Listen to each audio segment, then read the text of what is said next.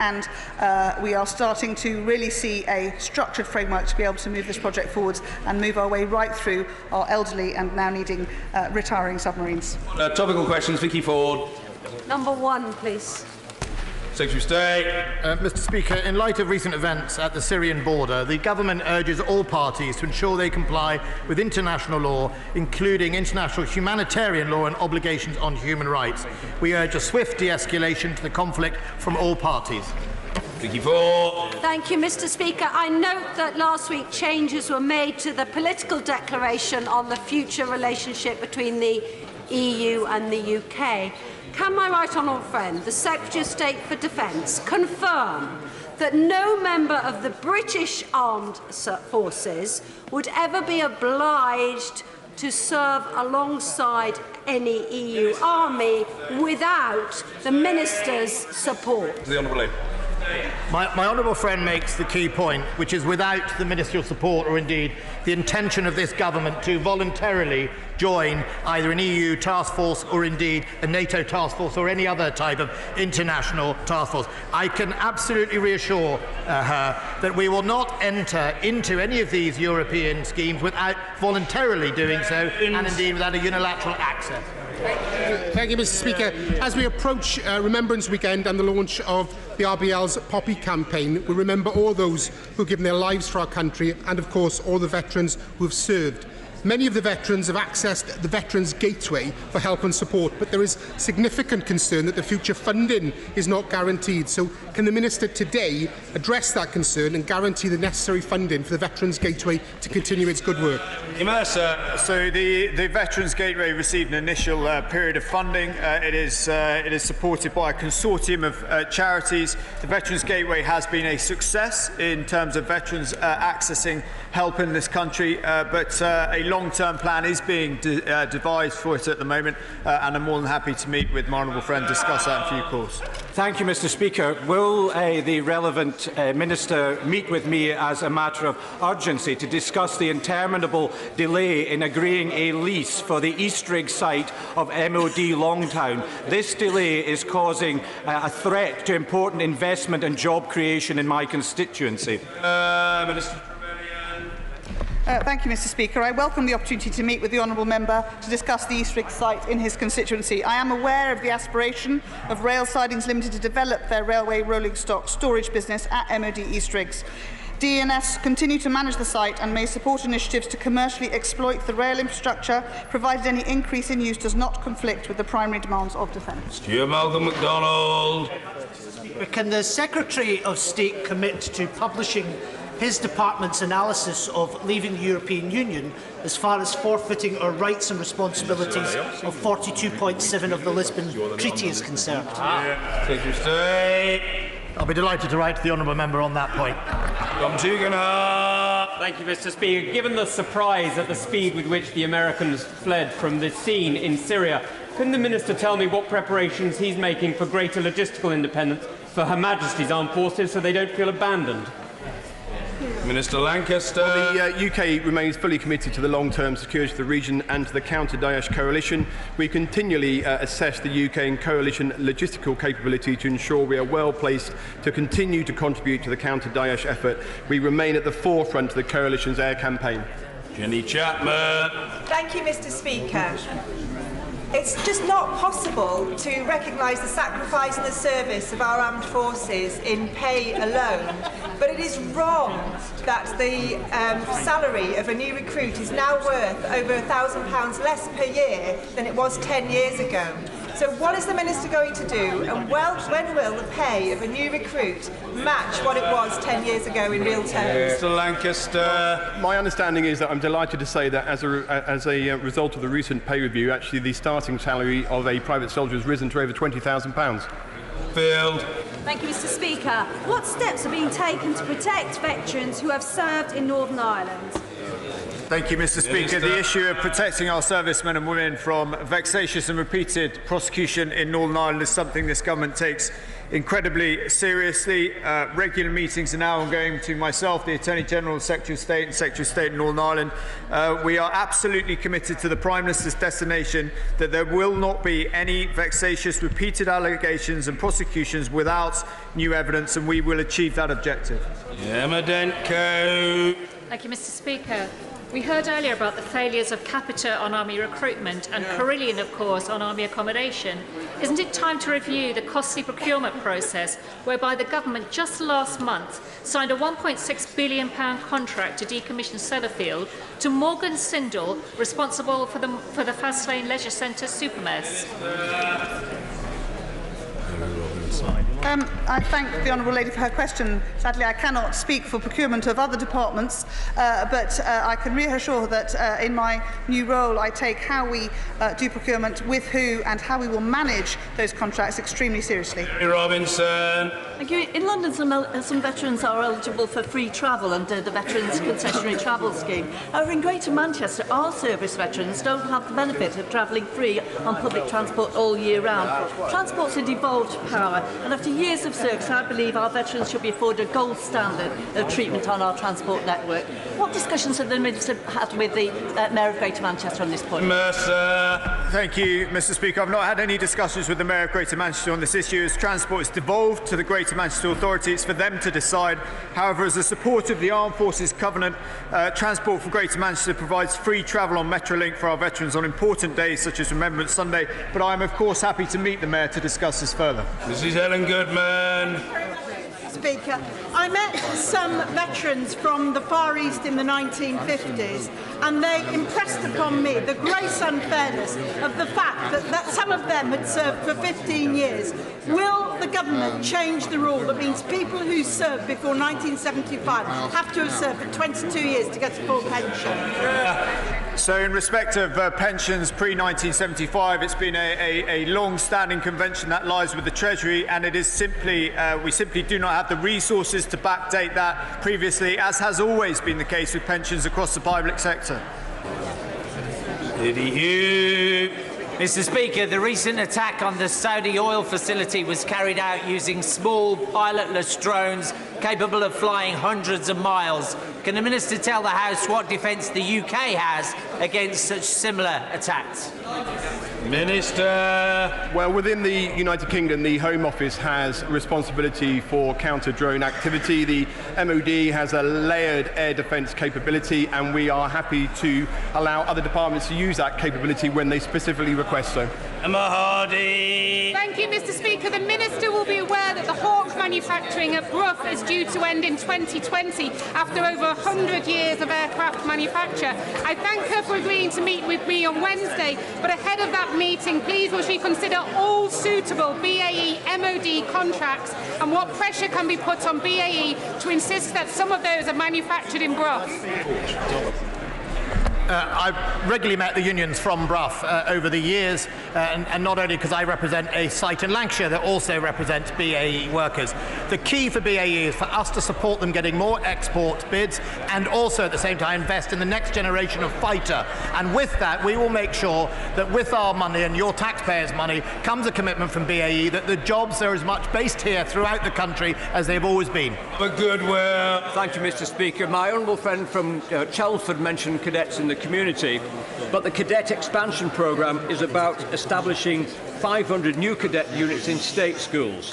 What assessment has my right honourable friend made of the value of cadet units for some of our most disadvantaged children in some of our most challenging schools? Minister.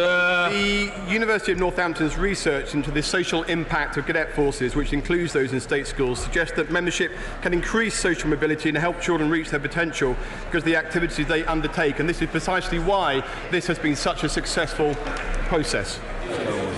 Carol Monaghan. Thank you, Mr. Speaker. The Secretary of State will be aware of reports of the use of white phosphorus by Turkey in northern Syria. What is he doing to assist NATO allies in the investigation into this? The Honourable Lady is right. White phosphorus is only permitted for using as signals and markers. It is not allowed by Geneva Convention to be used as a weapon. A number of people are collecting evidence about that incident and many other incidents. One, that evidence is presented either to me or indeed to OPCW or the UN. Then I think we will consider together what the next step should be. Finally, because he mustn't miss out, Ranald J. Wardener. Thank you, Mr. Speaker. I welcome what the Minister has just said and what the Prime Minister has said repeatedly in March and July and last week, that we mustn't let politics trump justice. I trust that legislation is coming to stop vexatious prosecutions. But when? So the department has completed a consultation that closed only last week, brought forward by the previous Secretary of State around enhanced legal protections. We're now collecting those responses and we'll look forward to bring forward a bill in early of the new year. Order. I wish to make a statement to the House. On Saturday last, at column 658, the Leader of the House rose on a point of order to announce the government's intention to bring forward a motion today under Section 13(1)(b) of the European Union Withdrawal Act 2018. Unfortunately, the point of order did not prove to be a prelude to an emergency business statement on which colleagues could question, probe and scrutinise the Leader. Rather, for approximately an hour, 30 points of order were raised by no fewer than 24 colleagues, with me expressing disquiet and consternation that the government intended to require the House to consider again on Monday the same matter which it had decided 48 hours earlier on the immediately preceding sitting day. It was my privilege to listen and respond to the views of colleagues. I then undertook to reflect further on what members had said and to give a ruling this afternoon, which I shall now do. There are two issues, one of substance and the other of circumstances, to consider. I shall address each in turn. First, I have to judge whether the motion tabled under Section 13(1)(b) of the 2018 Act for debate today is the same in substance as that which was decided on Saturday. Page 397 of Erskine May is clear that such a motion may not be brought forward again during that same session. It is equally clear that adjudication of cases is a matter for the Chair. I invoked Erskine May and ruled on this issue as recently as March the 18th this year. Saturday's motion sought approval for the withdrawal agreement, the political declaration on the future relationship between the EU and the UK, and the declaration concerning the operation of the democratic consent in Northern Ireland provision. Today's motion seeks approval for the withdrawal agreement, the political declaration on the future relationship between the EU and the UK, and the declaration concerning the operation of the democratic consent in Northern Ireland provision. It is clear that the motions are in substance the same. However, this matter was decided fewer than 49 hours ago. After more than 3 hours of debate, the House voted by 322 to 306 for Sir Oliver Letwin's amendment, which stated that, and I quote, "This House has considered the matter but withholds approval unless and until implementing legislation is passed," unquote.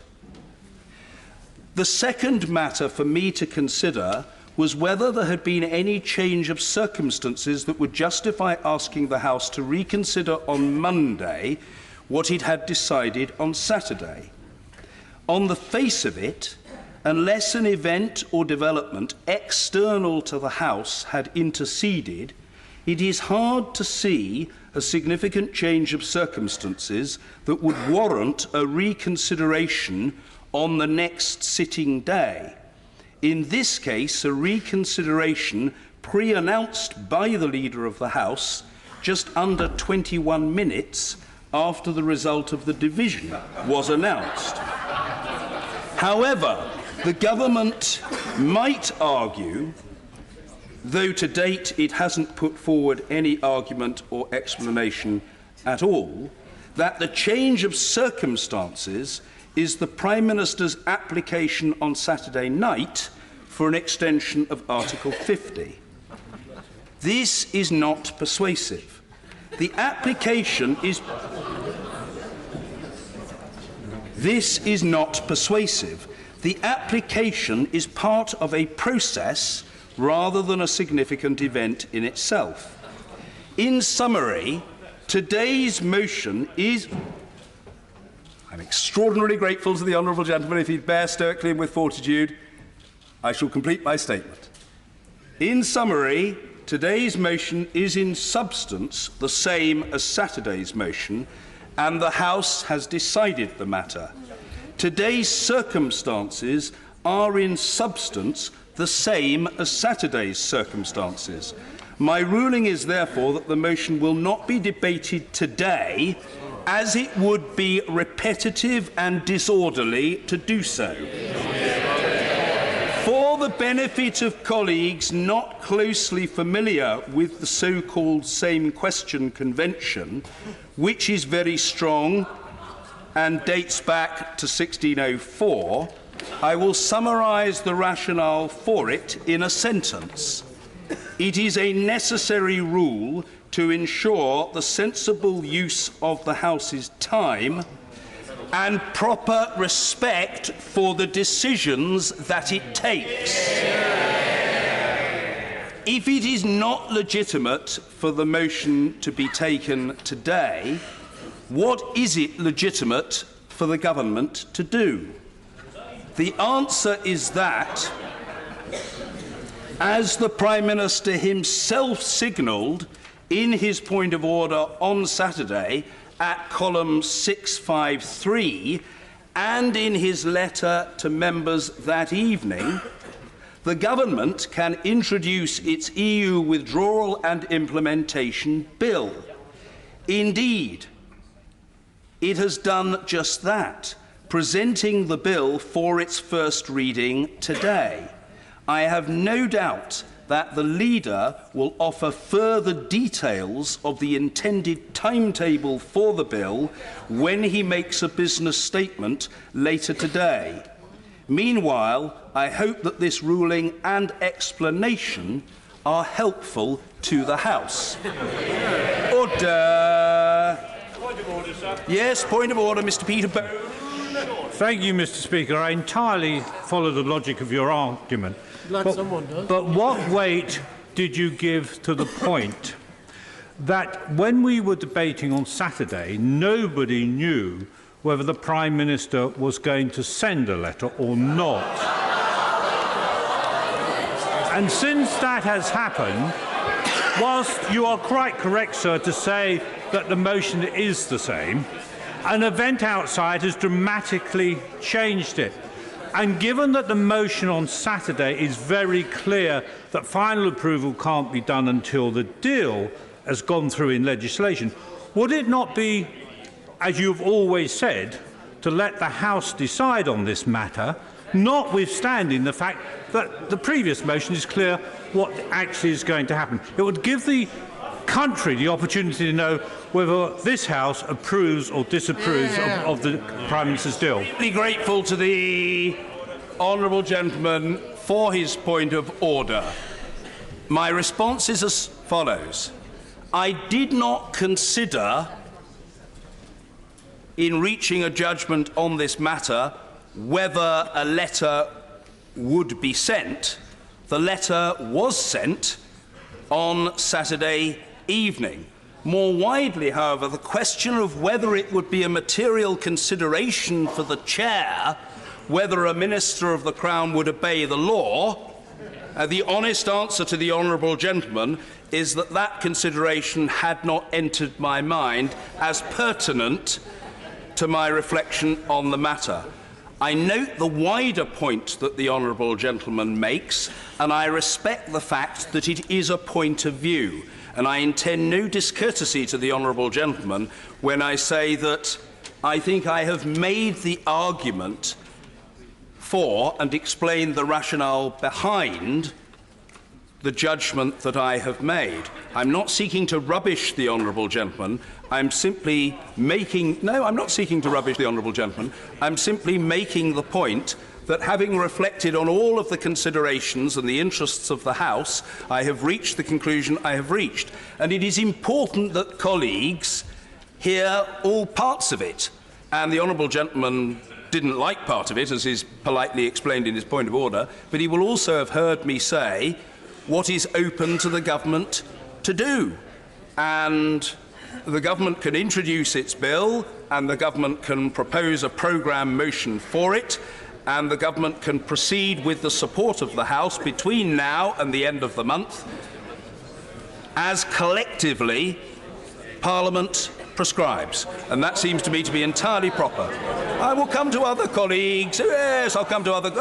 particularly the illustrious chair of the European Scrutiny Committee. But first of all, a point of order, Mr Kevin Brennan. Thank you, Mr Speaker. As you'll recall, on Saturday afternoon, I was the honourable member who raised the issue that the Leader of the House should have been making an emergency business statement at that time, rather than relying on the device of a point of order to try to change the business today. I described it at the time as low-rent jiggery-pokery. Isn't it time, Mr Speaker, that the government, instead of playing games with the business of this House, actually subscribe to the usual practices, inform the opposition of their intentions, and indeed inform the Speaker of this House of their intentions in advance, so that we can all get on and with the important business we have to conduct? Well, I'm grateful to the honourable gentleman. Look, let's focus on the arguments and the issues. As somebody, a very long-serving member of this House, once said, sadly no longer with us, it's not about policies, it's about policies, it's not about personalities. It's not about personalities, it's about policies. And so I don't want to get into the personalities of it. I know that the Leader of the House disapproves of jiggery-pokery, because I've heard him say so in the past. If memory serves me correctly, on March the 26th, 2015, in the Chamber, he made that very point, that he deprecated the use of jiggery-pokery. I don't want to get into that. I suppose what I want to say is this: there are precedents for changes in business being announced on points of order. It's not the norm, but there are precedents. And I don't want to ascribe any improper motive to the Leader of the House, whose personal courtesy to me over the years has been and remains unfailing. I hope I have reciprocated it. He made the judgment he made. There was very little notice that he was going to say what he said, but that was really perhaps a product of the circumstances. The honourable gentleman might think the circumstance could have been anticipated and some advance notice would have been helpful, but we were where we were, and I don't complain about having to respond to points of order. The Leader didn't stay for all the points of order, he stayed for some of them, but I feel certain that he will since have familiarised himself with all of them. We will hear from the Leader of the House later, and I'm sure we look forward to that. Yes, of course, yes. Well, first of all, point of order, Sir William Cash. I'm most grateful, Mr Speaker. On a point of order which I made a couple of days ago, I made the point that the law of the land is that set out in Section 1 of the Withdrawal Act 2018, and that quite unequivocally states that the European Communities Act is repealed on exit day, which is the 31st of October. The Ben Act has not done anything yet other than in respect of the letter to change the repeal of the 1972 Act. Therefore, I would simply argue, and I would put it to you, that the question of whether or not, as you mentioned in your statement, there are issues relating to whether or not the law is being obeyed, is not an issue at this stage in the proceedings. For that reason, I simply say to you, if I may, would it be possible for you to reconsider your decision, because I'm afraid that the reality is that the law of the land remains, as I've said last Friday. I'm extremely grateful to the honourable gentleman whose experience in these matters and whose prowess as a lawyer I readily acknowledge. I hope he won't take it amiss, but if he does, it's a regrettable inevitability when I say that the honourable gentleman has put on the record his understanding of the legal position, and he has said it with crystal clarity this afternoon as on previous occasions. Other people have a different view about the legal position and the significance of the so-called Benn Act. If memory serves me correctly, I did not dwell in my statement on adherence to the law. I touched on that matter only in response to the point of order from the honourable gentleman, the member for Wellingborough. I totally understand what the honourable gentleman thinks and why. Moreover, I made clear in the statement the option open to the government, and I reiterated it in response to the honourable member for Wellingborough. The amendment, I remind not just members but those attending our proceedings, in the name of Sir Oliver Letwin, explicitly specified that the legislation should come first. Suddenly to have, at the next sitting day, a debate on the same matter upon which an explicit conclusion was reached on Saturday would seem very unusual. And I have made the judgment I have made. Colleagues, I'm stating the obvious, but when you make a judgment on these matters, manifestly, some people, if it's controversial, are pleased, and other people are displeased. That is in the nature of the responsibility. I have simply sought to discharge my obligations and to do what I believe to be right, and that is what the Speaker has to do. Yes, point of order, Angela Regal. Of course I'll come to the honourable lady. Thank you, Mr. Speaker. My point of order is about the nature of this power in the chair to prevent Parliament being asked to vote again and again and again on the same thing. Surely this is to prevent an over-powerful executive attempting to demand,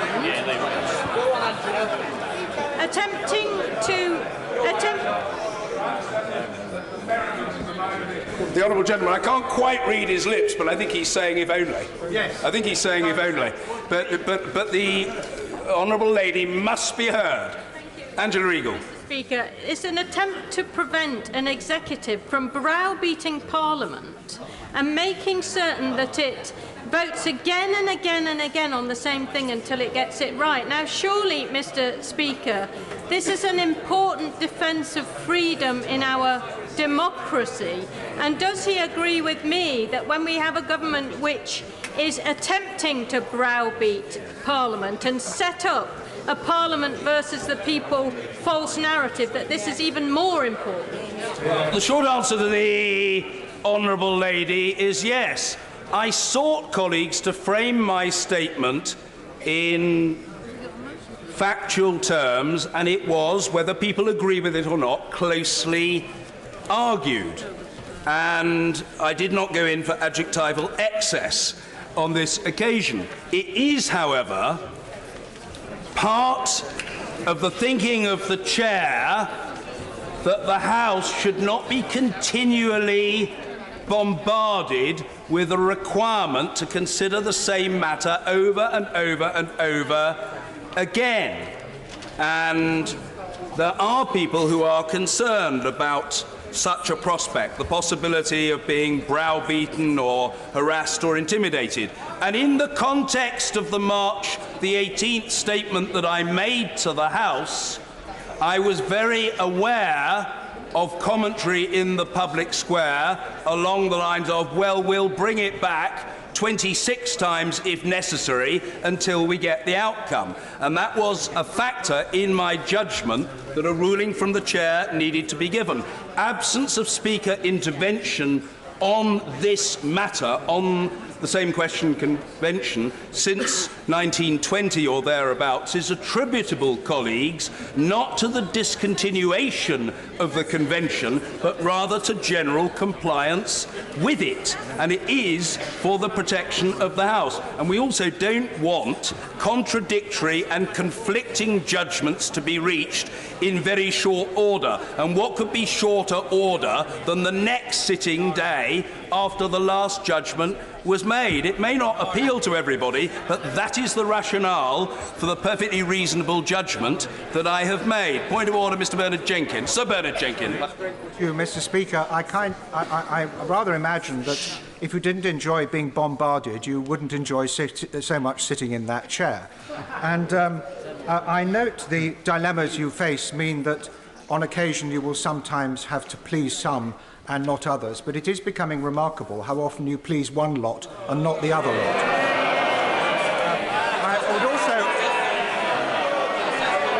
I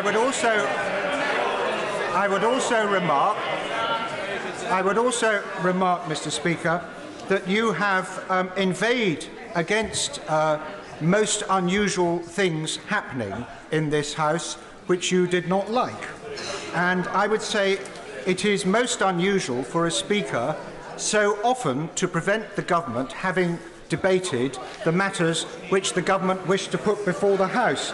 And it has also been one of your mantras, Mr. Speaker, that the House should be permitted to express its view, even when it comes to changing the meaning of standing orders. And yet you have denied the opportunity of the House to express its view on this matter, because this motion was never voted on Saturday.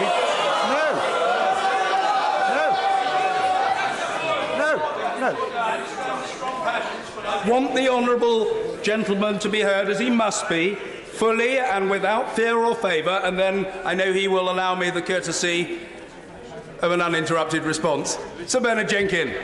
Because this motion was never voted upon, it ceased to exist. It ceased to exist as soon as it was amended, and I confess, Mr. Speaker, surprised that the reason for my right honourable friend's amendment, my right honourable friend for South Dorset's amendment being tabled, failed to enter your head, because the reason was there was an anxiety that the law was not going to be complied with and the letter would not be sent. So the circumstances have changed in that respect.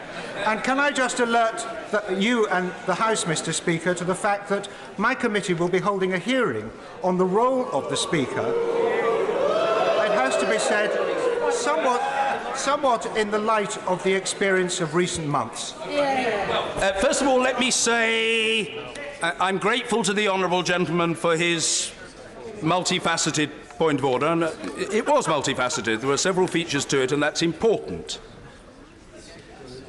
Secondly, I say to the honourable gentleman that I hear what he says about his committee conducting an inquiry into the role of the Speaker, and that's absolutely proper, and I think he said something from a sedentary position about tomorrow and evidence being taken and witnesses being heard, and that's absolutely right. I don't know what he expects me to deduce from that. I wouldn't dream of seeking to comment adversely, still less to trespass, which it would be quite improper to seek to do, upon the legitimate autonomy of any select committee of this House.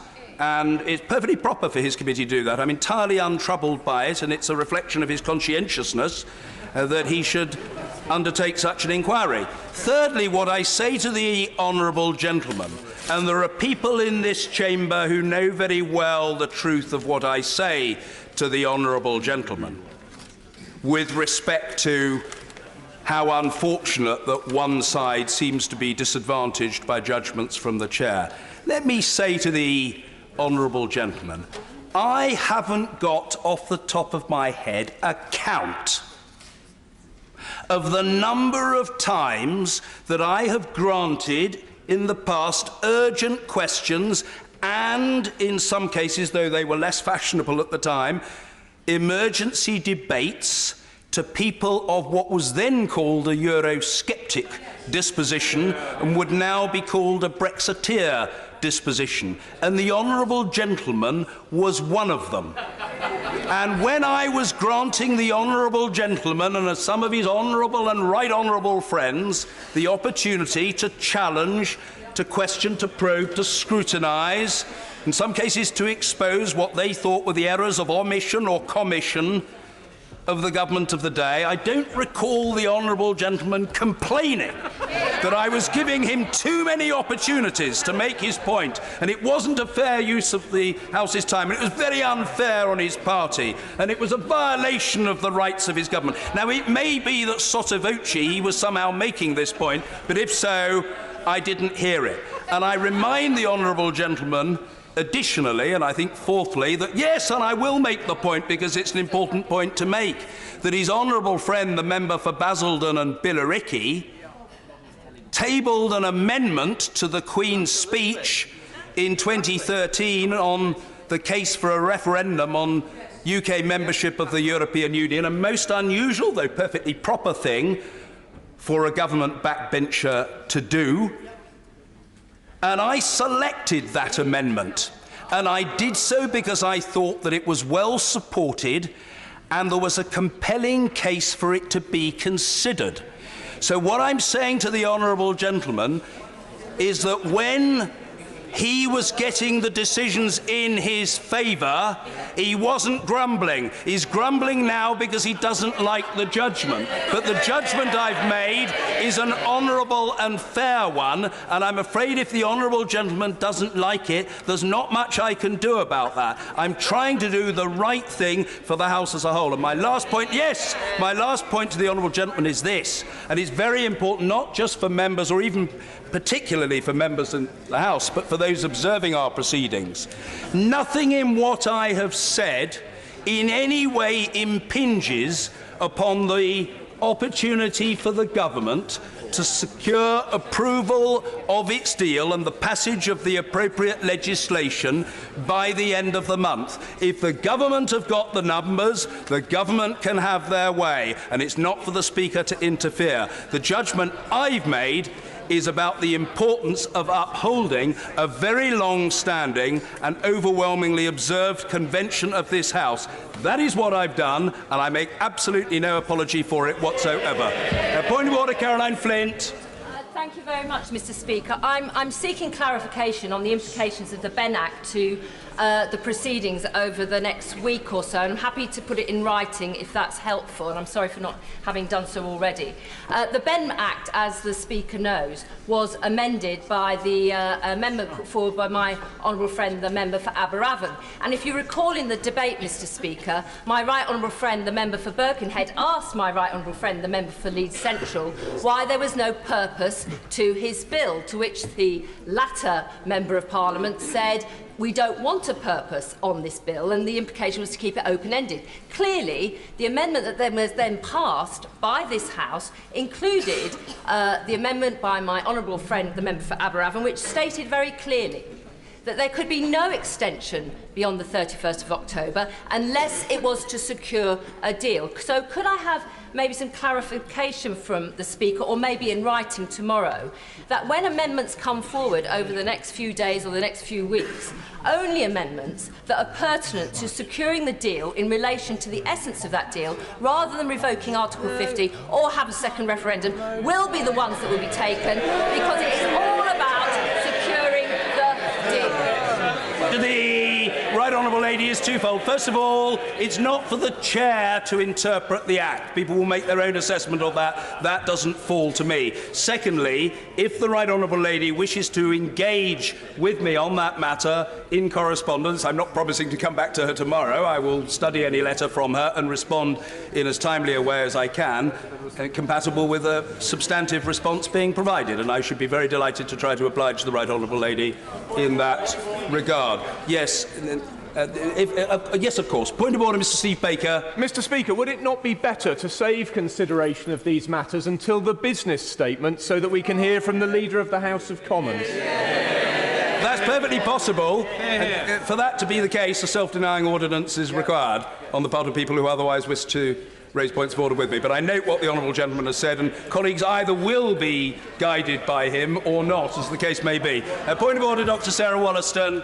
Mr. Speaker, could I make a helpful suggestion that you send a photocopy of Erskine May to members of the government? But on a more serious point, well, it's true. I want a second vote. That the government keeps insisting that members of this House should have the opportunity to change their mind.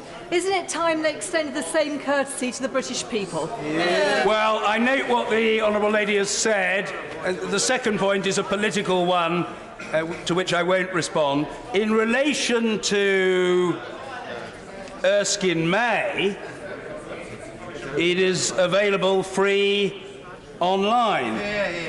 In relation to the Same Question Convention, I simply make the point that when I pronounced on the Same Question Convention on the 18th of March, one of the early responses came from an honourable member who said, "May I say how delighted I am that you have decided to follow precedent, which is something I am greatly in favour of." And he went on to make other supporting points. The person who responded in that way was none other than the right honourable gentleman, the member for North East Somerset, the leader of the House. So the leader of the House was very much with me at that time on the Same Question Convention. I take the same view 7 months later, and it is for him to explain whether he does. Point of order, Sir Desmond Sway. However unfashionable it might be, Mr. Speaker, I believe you're quite right. And by the same token, it's quite wrong to expect the voters to have to answer the same question a second time. Look, I've known the right honourable gentleman member for New Forest West for 22 years. I like him so much that I don't want to ruin a burgeoning political career, as he's only probably a quarter of the way through his. But one of the great merits of the right honourable gentleman member for New Forest West is that he is a model of consistency, principle and fair-mindedness. Point of order, Sir Robert Sims. Thank you very much, Mr. Speaker. The meaningful vote process was a process which Parliament insisted that the government adhere to. And all the government are trying to do is to stick to a process set out by Parliament. And clearly, on Saturday, things were amended. Now we can have a clean vote, because I think there is an appetite among the country, if not this Parliament. I mean, they're not exactly empty benches here to try and get a view on what the Prime Minister's deal is about. The fact of the matter is, I agree with Sir Desmond Swain. I think your ruling is probably right, except that we are prone, unlike most of Erskine May, to the EU Constitution. And the EU Constitution means at the moment we leave at the end of this month, which means there's limited time. So we're going to be treated to the spectacle of empty benches in this House as we go home at some point, and maybe sitting late or sitting at weekends in order to try and get government legislation on the statute book. And I'm not sure the British people will understand that. Well, just say to the honourable gentleman, and I genuinely apologise to him if I have misunderstood any part of his point, but I am reacting on the hoof. Whether there were the debate today or not, the government requires the passage of the requisite legislation. Therefore, insofar as the right honourable gentleman is concerned about the time required for the legislation, the programme motion for it, the sitting hours entailed by it, the inconvenience that might flow from it, those considerations would apply whether we had the debate today or not. The issue is, do we make a pragmatic judgment and allow for the breach of a long-standing convention, or do we make a principled judgment? And I have made a principled judgment, and there is every opportunity for the government, with the support of the House, not only to have its say, but to get its way by the end of October. And I don't think I need to add anything to that. It is dependent on parliamentary opinion. I will come to the Honourable Lady. Point of order, Mr. Crispin Blunt. Thank you, Mr. Speaker. But before you reflect on it, I acknowledge we have known each other for over 30 years, and in many ways our personal political lives seem to have gone off in very different directions in the course of that time. And I acknowledge the kind remarks you made to me on another occasion outside this House last week. But I am one of the members who has formally recorded my anxiety about your partiality in the chair, and I think the right way to do that is to do it formally. But having done that, like my honourable friend for New Forest West, and having noted the narrow terms in which you gave your ruling today, I think those terms are reasonable in you coming to your judgment. However,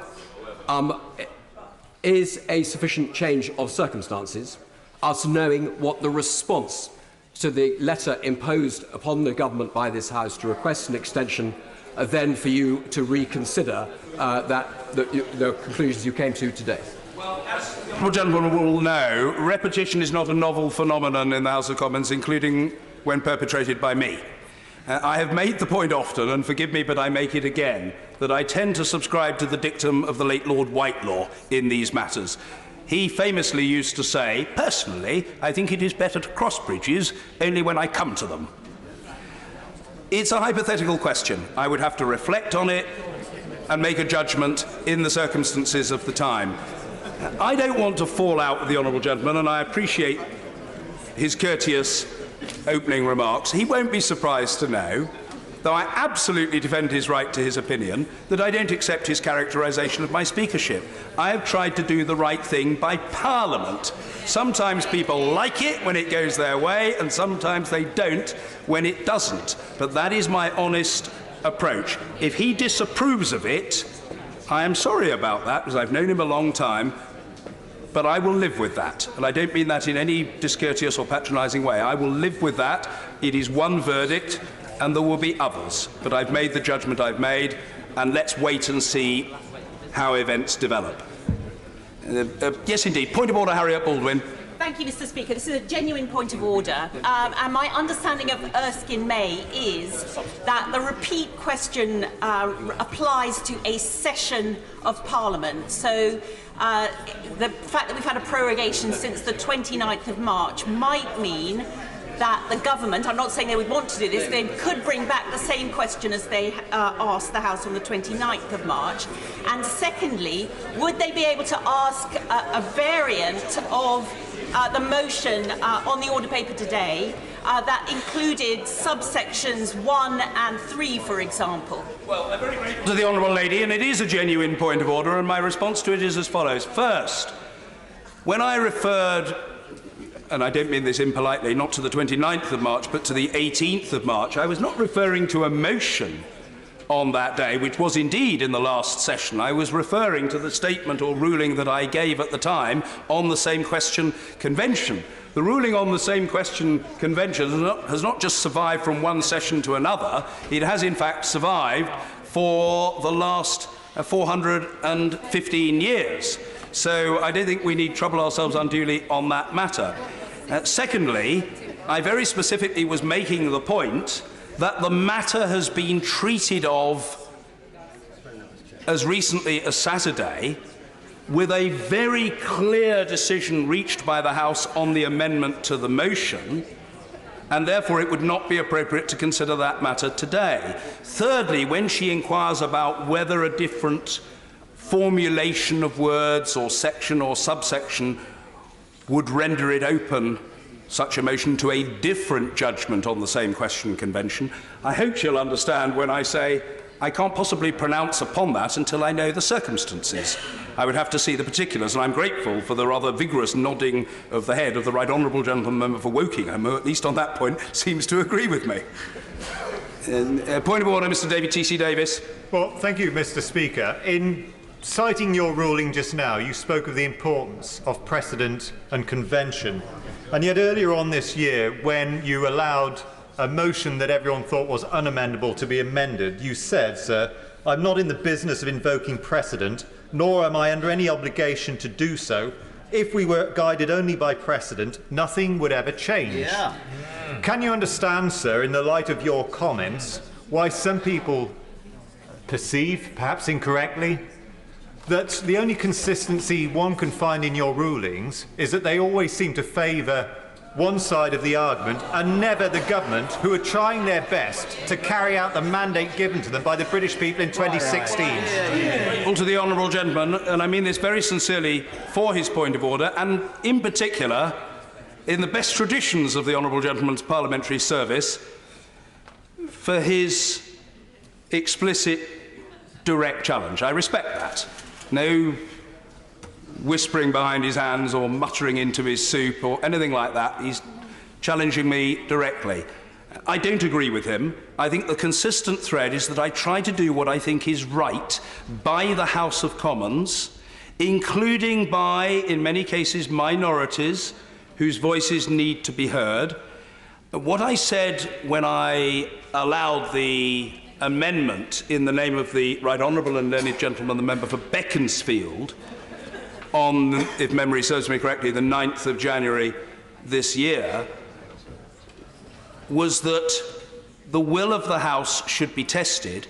It may well be that it had not been the norm for such motions to be amended, but I felt the circumstances were different. Very specifically, I sensed that there was a very strong appetite for that amendment amongst several parties in the House and a resistance to it by a very much smaller number of parties. And I thought the will of the House should be tested. It is true that we are guided not only by precedent, but what I would say to the honourable gentleman is that just because we're not guided only by precedent doesn't mean that we're not guided at all by precedent. What one has to do is to make a balanced judgment about what best serves the interests of the House. And all I would say to the honourable gentleman is that as recently as Saturday, at the insistence of the government, and I think with the support of the House met on Saturday to deliberate on this very matter. Simply to allow the matter to be reconsidered 2 days later and the very next sitting day seems to me to be entirely unreasonable. And nothing that I have said by way of conclusion today flies in the face of contrary expert advice that I have received. I have consulted, I have taken advice, I have listened to people expert in these matters, and I have not been counselled that what I have said today is wrong. I have not been counselled that what I have said today is wrong. And I have a very strong sense that there is a pretty wide acceptance that on this matter, my judgment, however inconvenient and irksome to some people, has the advantage of being procedurally right. Point of order, Mr. Robert Halfon. Thank you, Mr. Speaker. I respect your judgment, and I share your love of precedent, but given what you have said, and given that there have already been a number of votes in this House for a second referendum and voted against, will you apply the same precedent about having repetitive votes when you consider in your deliberations if amendments are put forward for a second referendum? To the honourable gentleman for what he said, and the principle that I have enunciated has wider application. We are in a new session. The same question convention applies to consideration of the same matter in the same session. I very gently say to the right honourable gentleman that we are in a new session, a point that is in fact so blindingly obvious that I'm sure it won't have escaped the right honourable gentleman, who is a very clever fellow, for a moment. Yes, indeed. Point of order, Dr. Caroline Johnson. Some of my constituents have written to me today concerned that the reason that the vote has not been allowed is because the result would go in the government's favour. Now, I'm sure that I've heard that you've given reason for it. But on Saturday, the amendment was brought forward by a right honourable member, member for West Dorset. He has said himself that were the bill to be brought forward, the vote to be brought forward now, that he would not amend it again, and that he would support the government's legislation to come forward. So is there not a sign that actually something has changed since Saturday? The answer to that, I don't recall every single word that the Right Honourable Gentleman Member for West Dorset has said, though I am familiar with the thrust of his argumentation on these matters. It is a matter of record that the Right Honourable Gentleman Member for West Dorset has voted for the withdrawal agreement 3 times, and it is a matter of record that he has expressed support for the government's latest deal with the European Union, causing him, therefore, to be inclined to vote for the legislation. The Right Honourable Gentleman can vote for the legislation if he wishes, and I have every expectation on the strength of what he said that he will do so. But the Right Honourable Gentleman doesn't determine what the judgment is about the same question convention. I mean, he could if he were the Speaker of the House, and if the Honourable Lady is going to make a belated attempt to persuade the Right Honourable Gentleman to abandon his retirement plans and to seek election to the chair, she may have success with him or she may not. I don't know. He doesn't seem to be offering me any encouragement in that matter. But I've made the judgment I've made, and I think it's the right judgment to make. Point of order, Mr. Geraint Davis. Point of order. Her Majesty the Queen thought she had 5 weeks to write her Queen's speech, and then she was just given a few days, and she's waiting intently to know what the response of the House is on the Queen's speech. But instead, the Leader of the House has put down a motion which is basically a copycat of the motion on Saturday in breach of Erskine-May, and predictably, I've got to say, Mr. Speaker, you ruled it out of order. Isn't this a discourtesy to Her Majesty and reason that the Leader should reconsider his position for his own incompetence? Well, I'm very grateful to the Honourable Gentleman, but I don't think we should get ahead of ourselves. I certainly am not accusing the Leader of discourtesy. I'm not doing so at all. In fact, I celebrated his unfailing courtesy to me, and I think he would acknowledge mine to him. We are going to hear from the Leader of the House with the business statement, and if the Honourable Gentleman wants to question the Leader of the House on that business statement and to express his indignation, I very much doubt any force on earth will stop him doing so. If that exhausts the appetite for now of colleagues to raise points of order, and I'm very grateful to colleagues for what they've said and for the courtesy with which they've expressed themselves, whether they agree with my ruling or not. We come now to the first of our urgent questions. Urgent question, the Leader of the Opposition, Jeremy Corbyn. Thank you, Mr. Speaker. I'd like to ask an urgent question, namely to ask the Prime Minister to make a statement on the publication of the European Union Withdrawal Agreement Bill and his letter of the 19th of October to the European Council seeking an extension to the period provided under Article 50. The Secretary of State for exiting the European Union, Secretary Stephen Barclay. Mr. Speaker, notice of the Withdrawal Agreement Bill was given to the House on Saturday. The bill was handed to the House yesterday as agreed with the House authorities. It will be introduced for first reading at the start of main business today. The publication of the Withdrawal Agreement Bill is therefore now being delayed by the Leader of the Opposition because he has tabled an urgent question requesting the publication of the Withdrawal Agreement Bill. Genius. The Withdrawal Agreement Bill cannot, Mr. Speaker, be finalised until the European Council on Thursday the 17th of October, and then follows a historic meeting of this House on Saturday the 19th of October. It has then been introduced on the following sitting day, and as you said just a moment ago, Mr. Speaker, in response to a point of order, what could be shorter than the next sitting day? The sooner this urgent question and the next urgent question are concluded, the sooner it will be available to members. In respect to the Prime Minister's letter to President Tusk of the 19th of October, this was sent in compliance with Section 1 of the Benn Act. The President of the European Council has accepted the request as valid and indicated he is considering it and consulting with Member States. Jeremy Corbyn. Thank you, Mr. Speaker. I do admire the Secretary of State for keeping a straight face while he gave that answer. And I'm very grateful to this.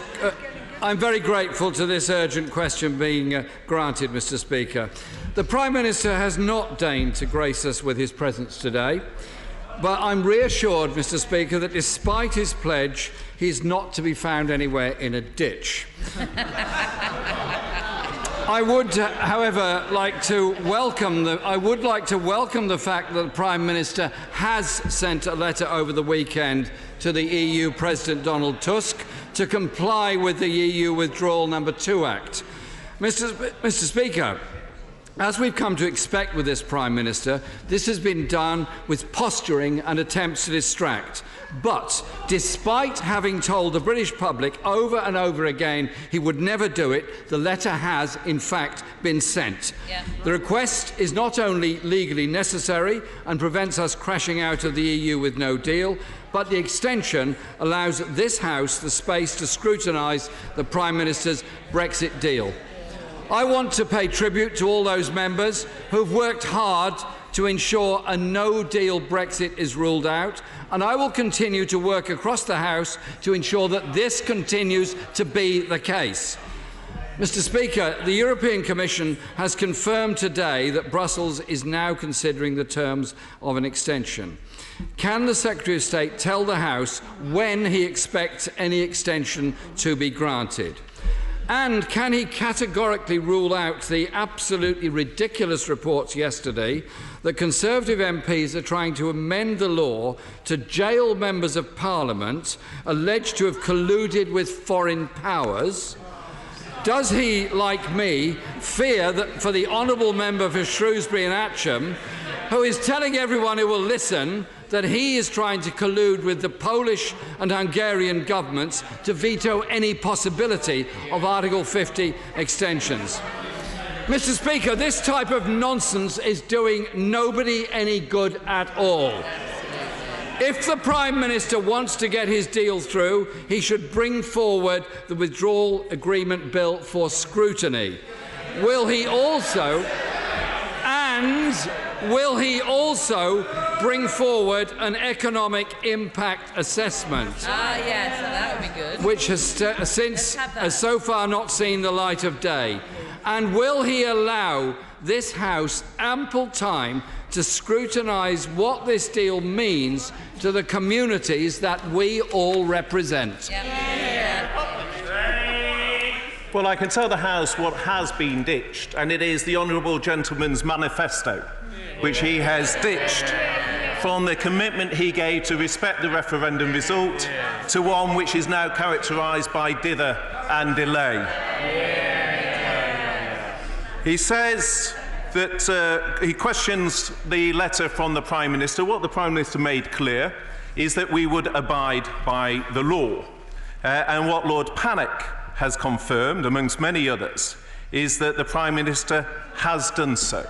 So there is no question as to the commitment from the Prime Minister, but of course he disagrees with the action, and it won't surprise any members either of this House or of the European Council as to what the position of the Prime Minister is and his commitment to leaving on the 31st of October.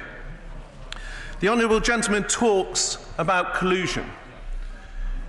We in this House, Mr. Speaker, want to collude with the British public to respect the referendum result and to get Brexit done. And when he talks about delay, he should answer this question. If he wants a second referendum, we know the Shadow Brexit Secretary wants a second referendum, but if he wants a second referendum, how long is that going to take? How long will the primary legislation take? How long will the Electoral Commission requirements take? How long is he going to leave the House in purgatory? He gave a commitment that if we went past the 31st of October, there would be a general election. And yet on the Moore programme on Sunday, the Shadow Brexit Secretary said he wanted further delay in order to have a second referendum. So when is he going to accept the Prime Minister's challenge? When is he going to have a general election? Or are we going to have, as the Shadow Brexit Secretary said, more dither, more delay and more shirking of his responsibilities? Mr. Kenneth Clark. Mr. Speaker, could my right honourable friend try to ensure the government stops giving this sort of sacred equality to the date of October the 31st, which is a really rather silly point, which has intruded into the extremely complicated arguments we're having on this whole issue, although I personally would be quite happy if we could conclude a withdrawal agreement along the lines the Prime Minister is proposing by 31st of October, if we could do it properly. But the date was not selected by the British public or the British government. It was a compromise in the EU between President Macron and the rest, and was plucked out of the air. So will he agree with me that what matters is we get the right withdrawal agreement, carried with the tenuous majority the government may have, through second reading and third reading, so its form is actually settled, and then we can proceed in a way which future generations, if we get it right, or if we get it wrong, will regard as much more important than whether we actually made it for a particular day in October 2019. But the reality, Mr. Speaker, is the date was set by the previous European Council, and it is not a unilateral decision for the UK Parliament as to whether that date is changed. Now, previously in this House, the Father of the House has said what mattered was avoiding no deal. The Prime Minister has secured a deal that does that. So what matters now is that we end the uncertainty for businesses, the uncertainty for citizens, and actually deliver on the deal the Prime Minister has negotiated, one agreed by the EU 27 as well, and we get Brexit done. Mr. Ian Blackford. Thank you, Mr. Speaker, and can I congratulate the Leader of the Opposition for lodging this question. But of course, it's a question to the Prime Minister. And it's a question about the Prime Minister's behaviour. Where is he? Where is the respect that the Prime Minister is showing to this House? Mr. Speaker, the Prime Minister is utterly humiliated by his defeat on Saturday. A defeat that saw this House reject his unfair anti-democratic deal. A defeat, Mr. Speaker, that has forced the Prime Minister to send a letter to the European Union Council requesting a deal. But what did the Prime Minister do? He sent a letter, not on headed paper, and unsigned. Pathetic. Can I ask if the Prime Minister is used to sending unsigned letters in his capacity as Prime Minister, and if so, how many? And I want a direct answer to that question. Anonymous letters. But I think we know the answer. Because his behaviour lacks dignity. It lacks respect. It is not becoming of any Prime Minister. Once again, the Prime Minister has shown himself to be unworthy of the office he holds. Mr. Speaker, I have with me a copy of a joint letter sent from the First Ministers of Scotland and Wales to President Tusk. Properly addressed, with their official letterheads, and duly signed. The Prime Minister should take note. That is a lesson on how to behave.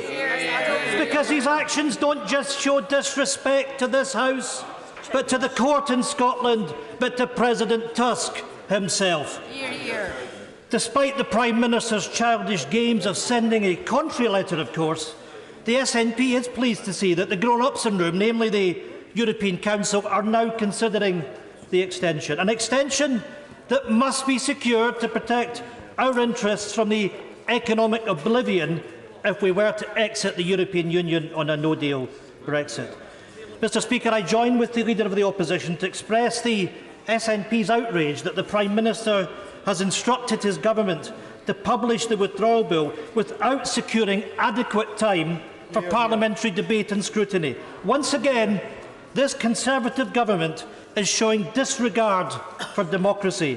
It is absolutely imperative that representatives here are able to do our jobs and scrutinise the legislation given the magnitude of the implications. So I say to the Prime Minister, through the Secretary that's here, if he's not afraid of democratic debate, secure the extension and let's give the time for full scrutiny of the bill.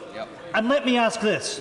If he's so sure that the people are with him, will he confirm today that he will seek support for this bill from the Scottish Parliament, who must give consent first? Well, the crux of the issue is the Prime Minister has complied with the law.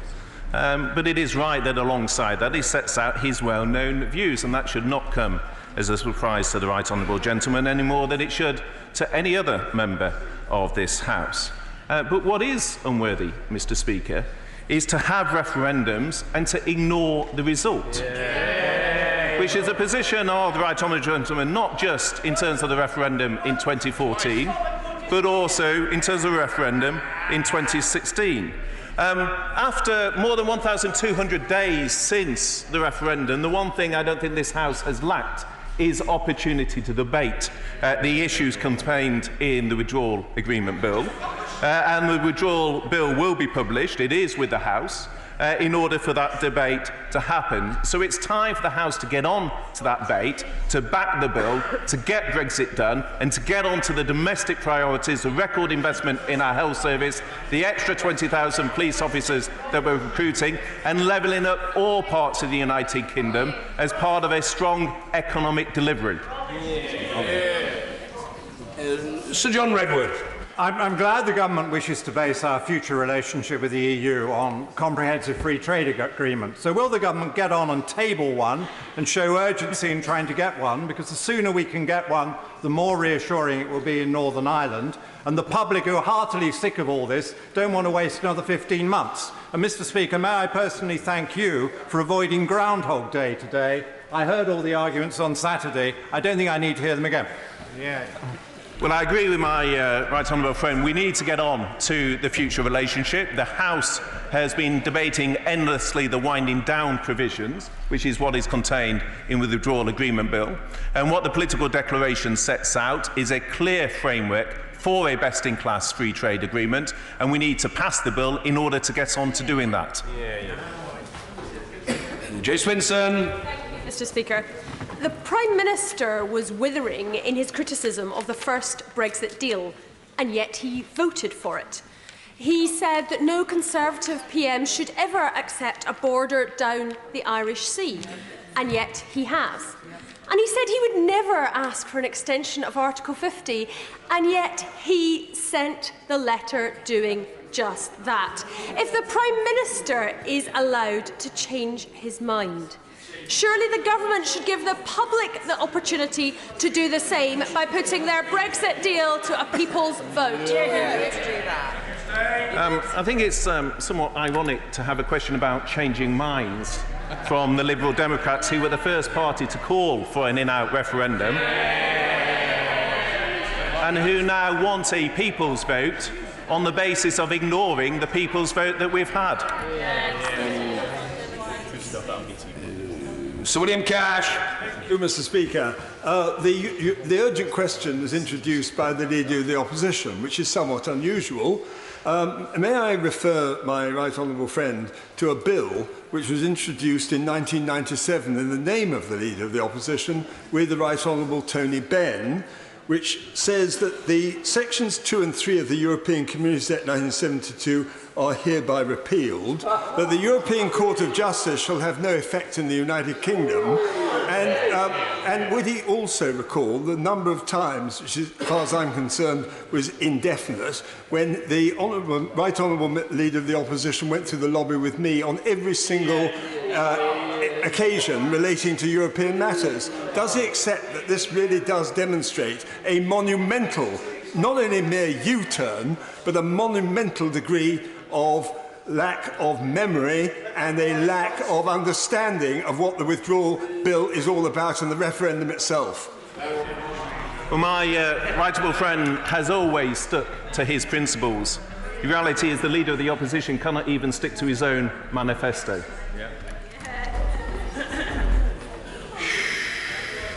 Angela Eagle. Thank you, Mr Speaker.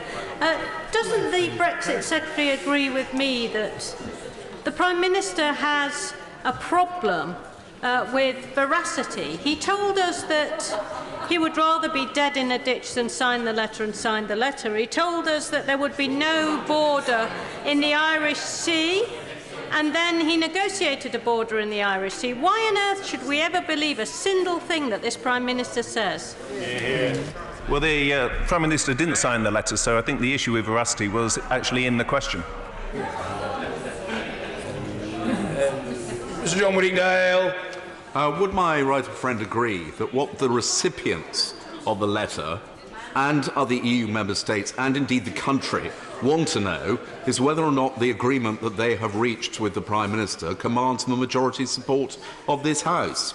And how does he propose to explain to them that now, on a second day of the House of Commons meeting, we are still unable to discover that? Very much share my right honourable friend's frustration. That exactly is the question that will be posed in capitals. They have reached a deal with the government. They want to see the UK leave in a smooth and orderly way. That is what their citizens want to see, is what UK citizens in Europe want to happen, and the sooner we get on and do it, the better.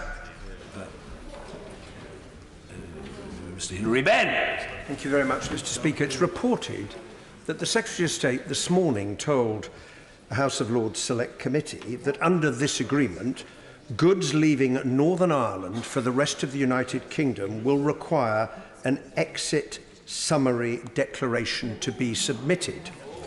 Can he confirm for the House that such declarations have to be made when goods leave the customs territory of the European Union? If so, how does that square with Article 4 of the protocol, which says that Northern Ireland is part of the customs territory of the United Kingdom? It's either part of the European Union or the United Kingdom. It can't be both. Well, what I was referring to in those remarks was in line with international obligations. Some practical information will be needed to be provided electronically on the movement of goods from west to east. However, the government will be considering the process during the implementation period. Craig McKinley. Thank you, Mr Speaker. Can I just say on the floor of this House now, I have zero and absolutely no respect for the Ben Surrender Act. I have no respect by the means by which it was brought to the House and the order paper was taken over. I have no respect that it had 4 hours debate with 1 day's notice. I have no respect. Now, Mr Speaker, you were not in the chair that afternoon, but the manner in which manuscript amendments were being debated before they were available, this was a shambolic act brought by those who do not want to respect Brexit.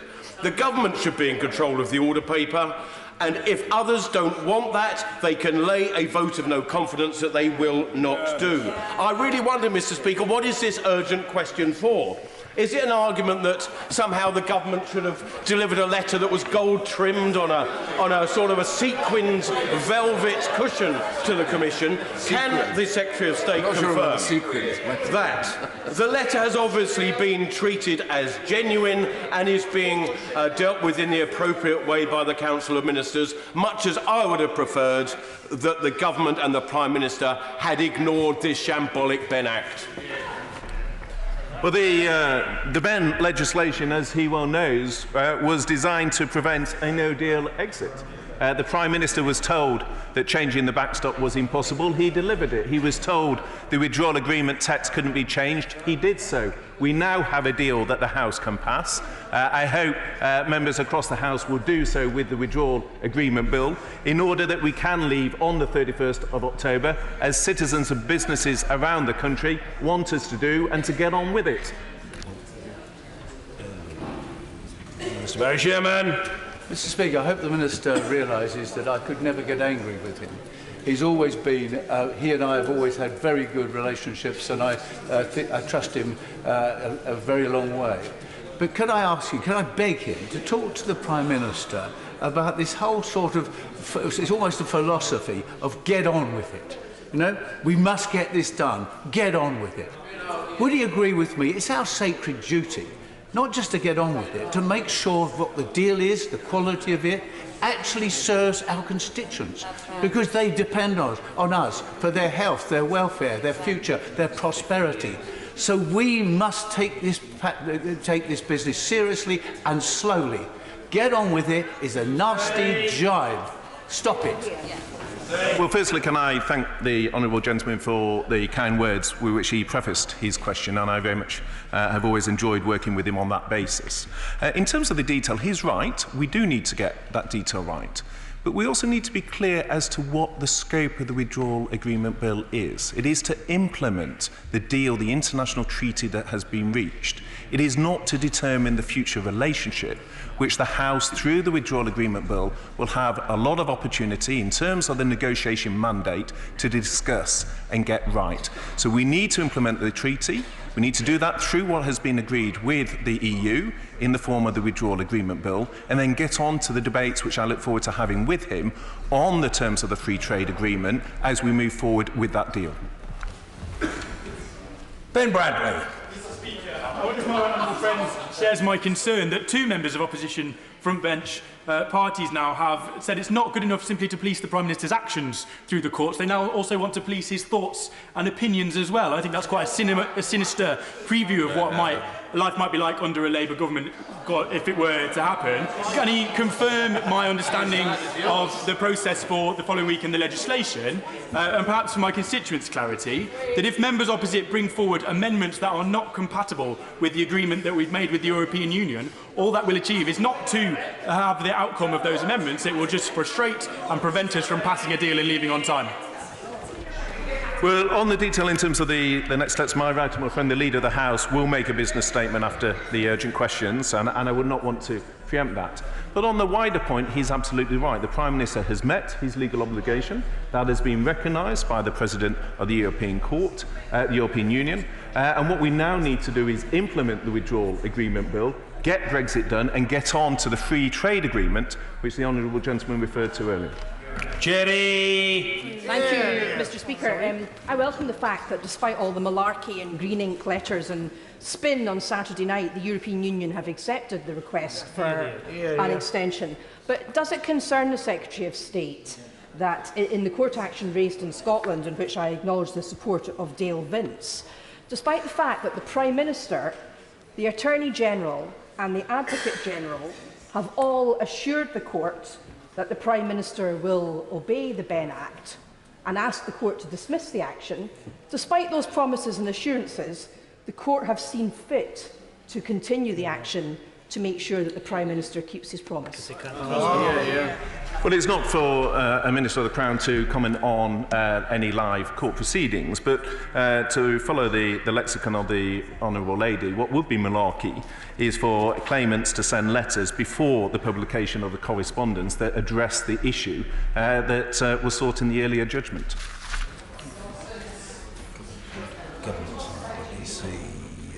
Neil O'Brien. Recently returned to the House after 2 weeks paternity leave following the birth of my following the birth of my son, my beautiful son Arthur. I've returned to find even better the Prime Minister secured a wonderful Brexit deal, which I look forward to voting. Name? You want to know the name of the child? Arthur, Mr. Speaker.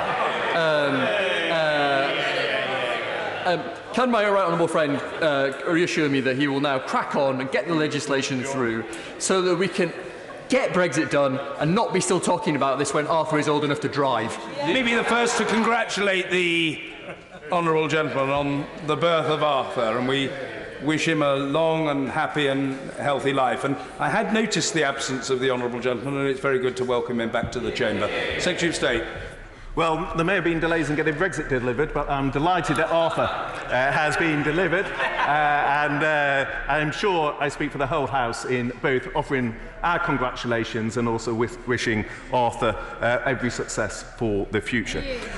He's absolutely right. I think up and down the country, there is huge frustration both amongst our constituents, but also with businesses that want an end to the uncertainty, want to see a deal reached, recognise it's in the country's interest to leave in a smooth and orderly way, and see that the Prime Minister has agreed a deal that is brought to the House. It's now for the House to pass the legislation to enable us to move forward and to get on to the other priorities we want to do. Ian Murray. Thank you, Mr. Speaker. I have received thousands of emails since the Prime Minister brought back his deal on Thursday from constituents who are asking me to tell them what the impact of this deal will be on their jobs, livelihoods and future prosperity for the communities in which they live. I'm unable to do so because the government are refusing to publish an economic impact assessment. What is the answer to them? Will GDP go down? Will jobs and unemployment go up? What is the answer? Well, the answer is to listen to the Bank of England governor, who says that getting this deal passed will be a boost to our economy, because there's a huge amount of investment ready to be released into the economy if we get this deal passed. The voices of business up and down the country want a decision, want the UK to move forward in a smooth and orderly way, and the best way of addressing the concerns of his constituents is to get Brexit done. Mr. Speaker, at the Dover front line, we have long been ready for any eventuality, deal or no deal, to leave the European Union. But what we now need is certainty, because uncertainty, and it's dragging on, is becoming economically damaging. So has he had any representations from the party opposite about how they'll assist with getting on with Brexit, or has he only ever heard, as I have heard, that they simply want to cancel Brexit and defy the British people? I absolutely agree with my honourable friend that what we need is certainty, and what the Prime Minister's deal offers is exactly that. And what we have from the benches opposite is more dither, more delay, a desire for a second referendum, and yet no clarity as to how long that second referendum would take. Ms. Leslie. I understand the Minister's political reasons for the reluctance around the Ben Act, but it is the law of the land, and it's important because I'm worried from what he's said that he seems to give the impression it's only about sending a letter. It's more than that. Section 1, subsection 4 of the Ben Act requires that the Prime Minister, quote, must seek to obtain an extension. So it's not just a matter of sending a letter, he must seek to obtain that extension. And that involves using the Prime Minister's best endeavours, his good faith, in trying to. It must. There's a duty on the Prime Minister, Mr. Speaker, that he must seek to obtain an extension. So, will the Minister acknowledge that the legal duties on the Prime Minister are not simply about sending an unsigned letter? Well said. I mean, the reality is this is Parliament's letter. And the Prime Minister has sent Parliament's letter. But he's been clear that he will comply with the law. He has complied with the law. That is reflected in the comments of figures such as Lord Panic. But he is also entitled to express his views, and that's exactly what he's done.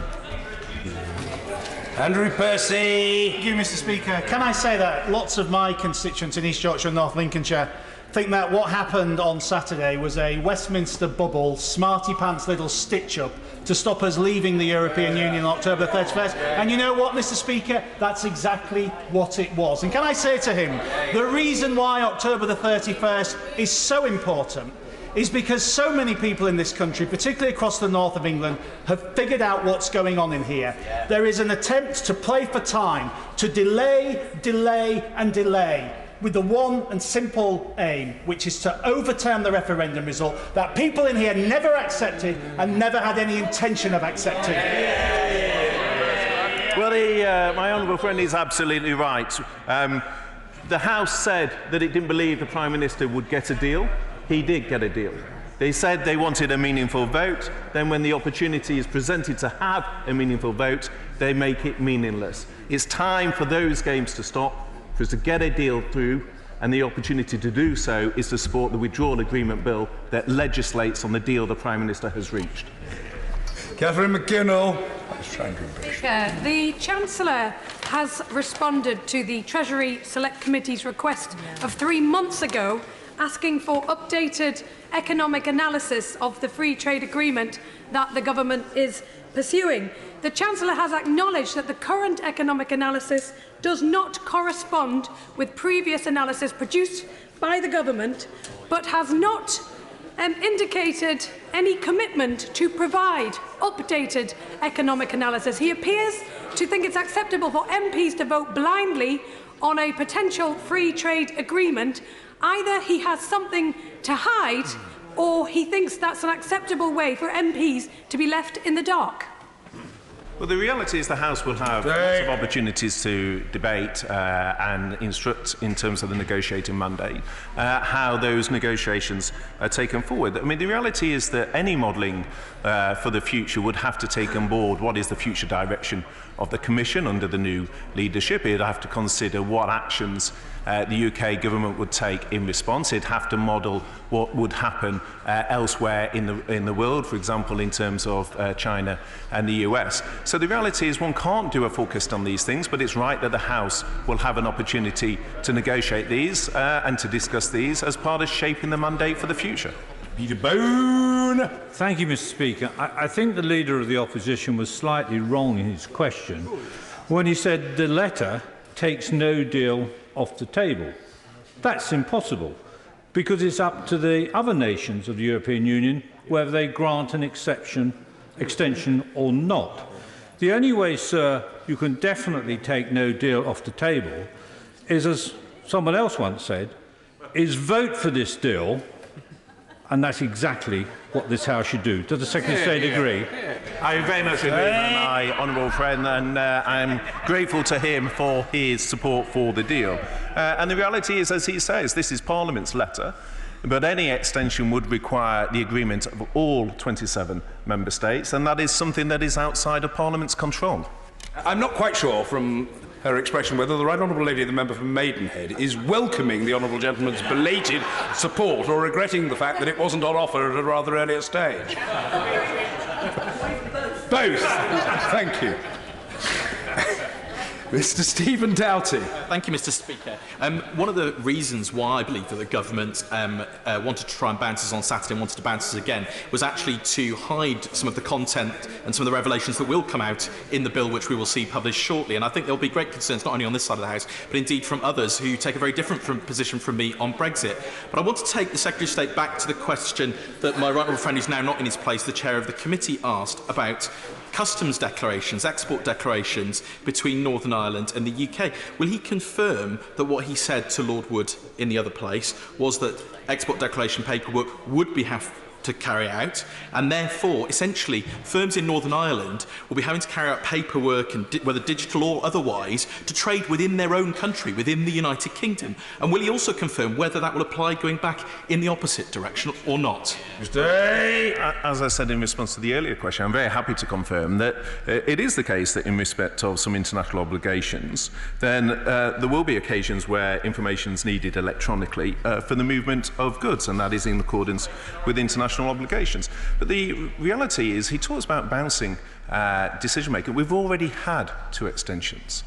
The House has debated these issues endlessly. The withdrawal agreement, the first version of the withdrawal agreement was published as long ago as last November. The reality is he doesn't want any Brexit. He wants a second referendum. He wants to remain, and he will do everything he can to frustrate Brexit happening. Mr. Robert Halfon. Thank you very much, Mr. Speaker. Can we write another letter to the European Union saying that we utterly oppose having a second referendum? And does my right honourable friend not agree that a second referendum is a betrayal of many thousands of Harlow voters who voted to leave and millions of working people across the country? We should respect democracy and implement the result of 2016. Well, I absolutely agree with my honourable friend. A second referendum would simply take us back to square one. It would create huge uncertainty, huge delay, and prolong the paralysis of this Parliament when we need a general election and to let the people decide. Justin Matters. Thank you, Mr. Speaker. I want to return to the issue of the economic impact assessment, because the effect of all this on manufacturing in my constituency in particular is absolutely critical. So I don't know whether the government are unwilling or unable to release any information they've got on this, but surely the Minister can see how important it is that we have all this information before we make any decisions. After all, he wouldn't buy a house without looking at the deeds, would he?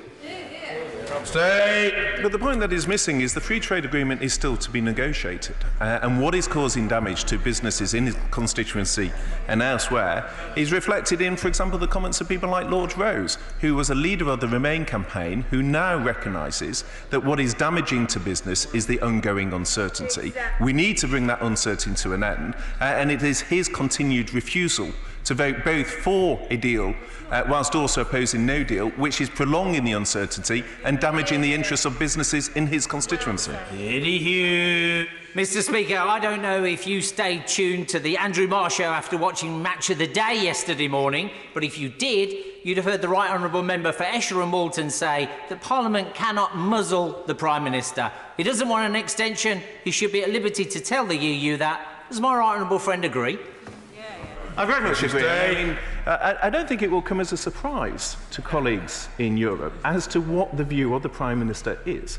He has been clear from day one that he wanted a deal, despite many voices in this House suggesting otherwise. And he's been clear that it's in the country's interest to leave on the 31st of October. That remains his commitment, and that is exactly what the government is committed to doing. I think the honourable gentleman was referring to a show at 9 o'clock on Sunday morning. Yes, I do periodically watch that programme. It isn't sort of top of my list of priorities, but occasionally I will observe it. But I'm bound to say it was a rather great priority yesterday morning at 9 o'clock to be playing tennis. Very wise. Mr. Peter Grant. Thank you, Mr. Speaker. As well as the unsigned letter the Prime Minister refused even to grace with his name, he sent another letter which he signed in his own name, effectively saying, "Dear Donald, please ignore the first letter I've sent you. I only sent it to comply with an Act of Parliament." If it was not the purpose of that second letter to deliberately attempt to frustrate an Act of this Parliament, what on earth was the second letter for? Well, as I have said in response to several questions now, Mr. Speaker, the Prime Minister is entitled to express his view. That should not come as a surprise to the honourable gentleman. He has complied with the law. Leading legal figures such as Lord Pannick accept that he has complied with the law, but in addition he has set out his view as he's entitled to do. Which side is it now? Mr. Ian Duncan-Smith. Speaker, I hadn't planned standing and just wanted to make a clear point that match of the day every time trumps anything else, frankly, as far as I'm concerned. But I would want to my right honourable friend that can he just explain to me, as it is now finally it appears to be the opposition's position, although I'm never quite clear whether that will change next week, that they want to have a second referendum. Could he then explain to me what could anybody say to the British public when they go out and say, we didn't trust you last time, now you have to trust us that we will trust you again on a second referendum? How could they possibly believe or trust British politicians? I must tell the Right Honourable Gentleman for Chingford and Woodford Green that he shares that penchant with the late and great Anthony Crossland, who greatly enjoyed watching Match of the Day, who would often have colleagues around the dinner table in his home, and they would be discussing political matters. But moments before Match of the Day, Crossland would make it very clear that all further political discussion must cease as he proposed to watch the programme, and he would usually don a bobble hat whilst doing so. Secretary of State. Mr. Speaker, perhaps we could have a similar tradition for the remaining duration of the Rugby World Cup, which I'm sure across the House many members would also enjoy applying that maxim to. My friend is absolutely correct in terms of, well, firstly, the position of the opposition. I appreciate it has moved rather a lot and rather frequently. But if I take the position set out by the Shadow Brexit Secretary on Sunday, it clearly was for a second referendum. And that is odd, given that they don't trust the people with the first referendum. But the question the Leader of the Opposition isn't answering and needs to answer is, how long does he expect the primary legislation to take? How long does he expect the question testing from the Electoral Commission? How long does he expect the operational preparations to take? And how long does he expect the regulated campaign period to be for? Now, if his position is to have a second referendum, we need answers to those questions, because he risks leaving this Parliament in paralysis because he's not answering how long he wants to delay Brexit for. Martin Whitfield. Mr. Speaker, just to clarify a statement that the Secretary of State made earlier about the Bank of England, they were of course comparing the current withdrawal agreement to a no deal rather than the current economy. But to answer my young constituents, could the Secretary of State say whether he has ever sent a letter that he has not had the courtesy to sign? No. As I think with all MPs, there are occasions, for example, that I have dictated letters to my parliamentary office, and they have taken as dictated and signed on my behalf. Jonathan Edwards. Diolch fawr iawn, Mr Speaker. When you mentioned your activities at 9 o'clock yesterday morning, I was rather hoping that you'd say that the pressing engagement was a very famous Welsh rugby victory in the quarter-final of the World Cup. Slightly fortunate, but a very famous victory nonetheless. When it comes to the more complicated matter of the future trade relations, every single member state of the European Union, including some constituent parts, such as Wallonia in Belgium, will have to endorse the final FTA. The withdrawal agreement and the political declaration makes no mention of the British government having to seek the consent of the Senedd in Cardiff or indeed the Scottish Parliament. So why is it therefore, as things stands, will Wallonia, a constituent part of the Belgian state, have more influence over the future FTA with the EU than Wales and Scotland? The Honourable raises an important point, actually, as to how, as we take forward the negotiations, we engage with the devolved assemblies. It is a very fair point. It is one we're very keen to address, and I also to recognise that there have been concerns, particularly in terms of the first phase, as to the effectiveness of the JMC in terms of those discussions. One of the things within my own department I changed was to ask officials to engage at official level much more. The Chancellor of the Duchy of Lancaster, I know, spoke with both the Scottish and Welsh governments in the last day or so. They also, along with the Minister of State within my department, went up to Edinburgh for those meetings. But he raises a very fair point, and it is one that I'm very keen to work with him on. Sweeney. Mr Speaker, Parliament voted by acclamation on Saturday to in effect pass the withdrawal agreement as amended on that motion. So will the Minister now confirm that when the withdrawal agreement bill comes before the House at the various stages of the bill, that the Government will respect if this House does decide to amend it in certain different ways? And we've seen, obviously, a commitment by the Government before to respect the indicative votes. If we see a majority emerge in this House for amendments to that bill, will the Government respect it? The Honourable Gentleman will get an opportunity to see the withdrawal agreement bill once the two UQs are finished. And in terms of amendments, clearly he'll be aware that the scope of the bill is quite wide, but it will always be for the Chair, the Speaker, or indeed the Chairman of Ways and Means in terms of what amendments are selected. Geraint Davis. Thank you, Mr Speaker. The Secretary of State has pretended that the government is unable to make economic forecasts of a new Brexit deal on the basis that things may change in the Commission or in the world economic environment. But it is the case, of course, that the Treasury consistently makes forecasts on what the size of the economy would be relative to what it would be if we stayed in the EU versus various scenarios. So clearly what he's saying is false. And what is the case is that projection is approximately a 5% reduction in the size of our economy. When will the Treasury and the government come forward with a detailed analysis of how much poorer the poorest will be, how much more corporation tax businesses will have to pay when they're facing a huge burden of red tape, how will the public accounts be faced, and what will be the impact, so that people can judge what's on the plate, having ordered on the menu, and then vote again in a people's vote, so they get what they order on the menu rather than his garbage. What I was pointing to is just an economic reality, is that one can set out, and the Treasury frequently does, broad landing zones, but forecasts are inherently difficult because there are so many variables that shape what happens. And to say with absolute certainty where things will be in 2033, which is where the forecast would be trying to determine a precise landing zone, I think is open to significant challenge. And we saw that not just on these benches when the Treasury presented the Cross-Whitehall analysis last November, but it was also on the benches opposite the sort of questions he and others were making. Thank you. Order. Urgent question. Tony Lloyd.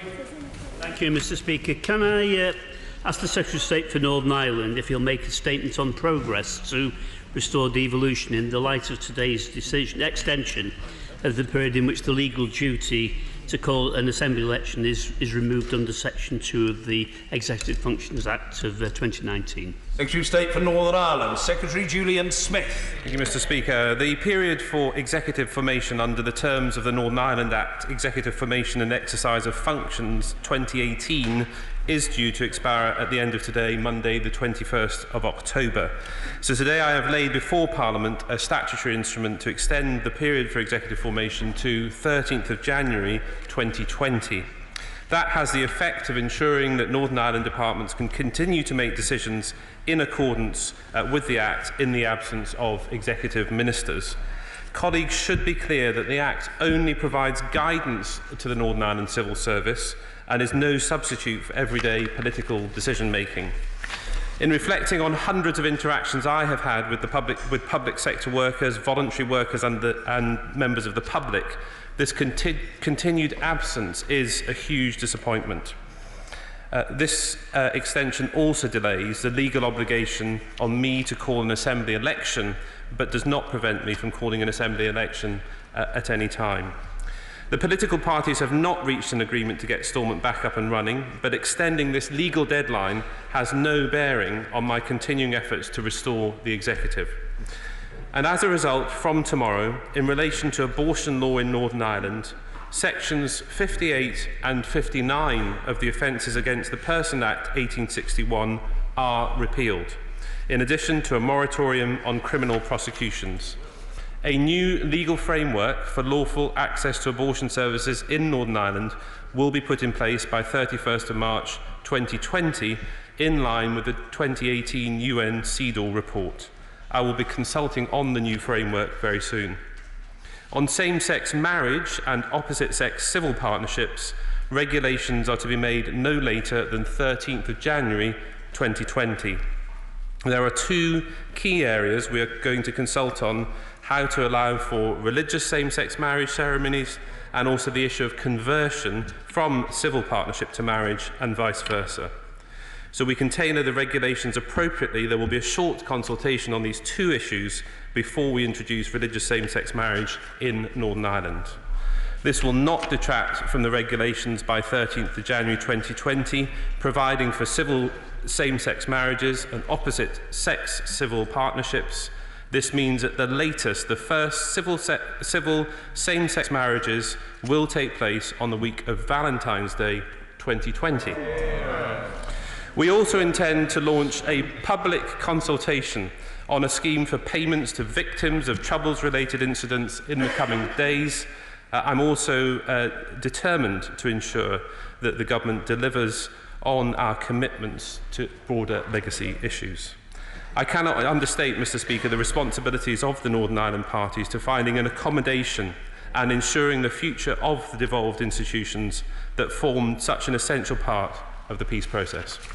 Thank you. Tony Lloyd. Mr. Speaker, can I begin by thanking you for granting this very important urgent question?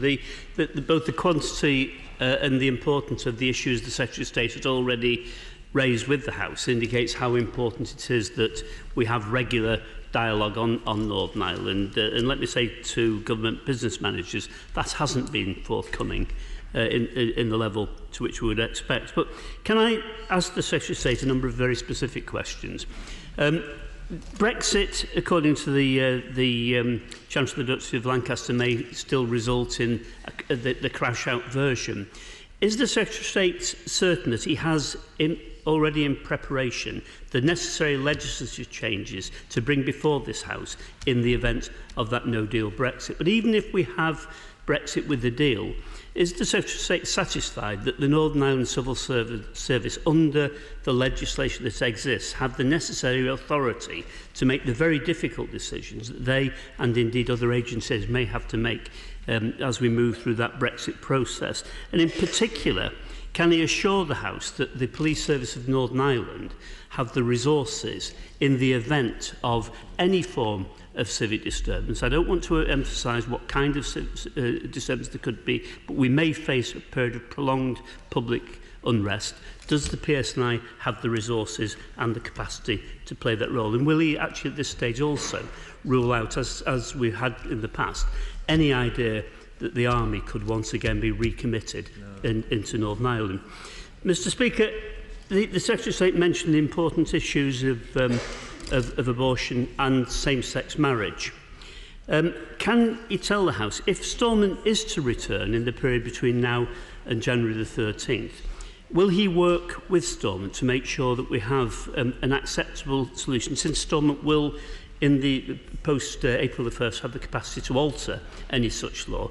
Will he make sure that, that the processes involved will be ones that Stormont and his department work together to make sure that we can have safe and legal abortion for the women of Northern Ireland in Northern Ireland, and that same-sex marriage can take place in Northern Ireland?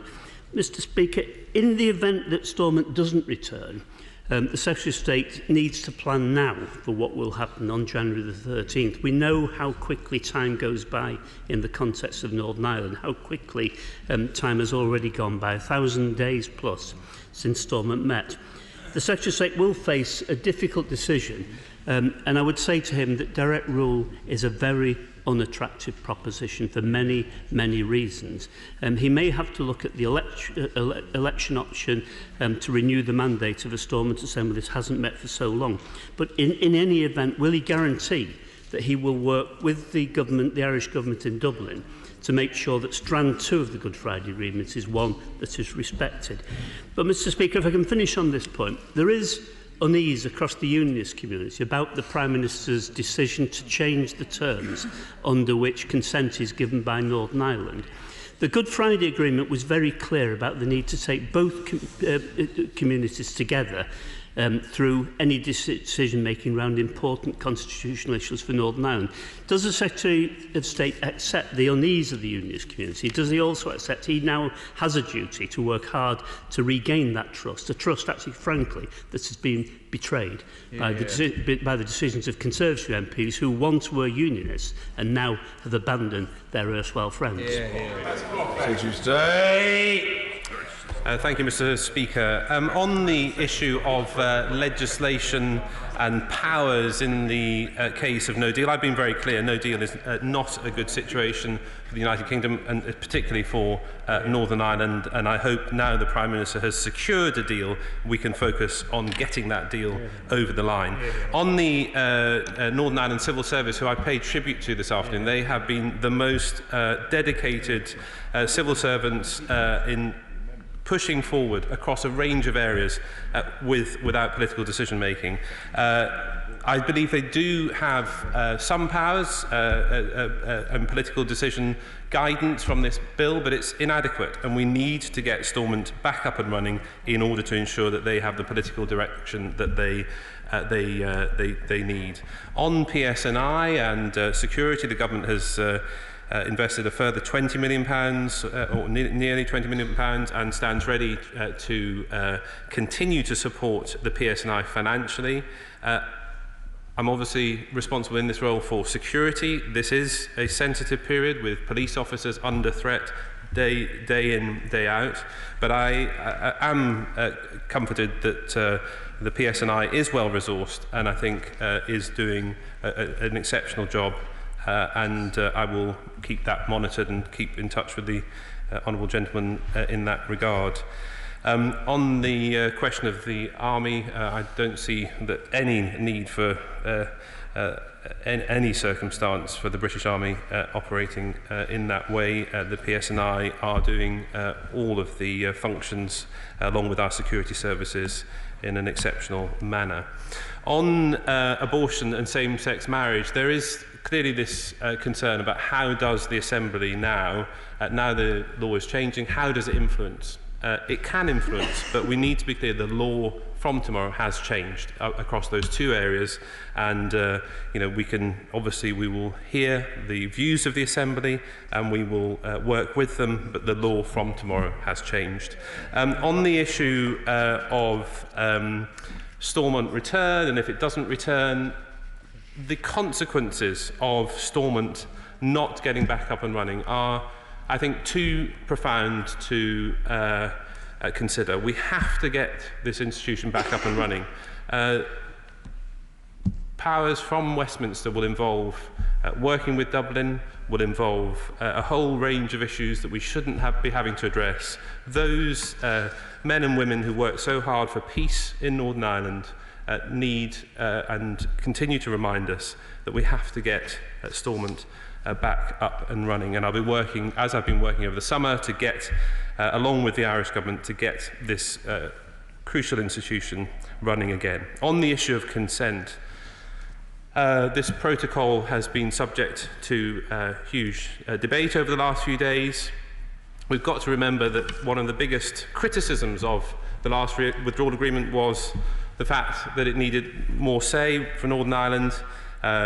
It will have no impact on the petition of concern, on the day-to-day operation of the Assembly.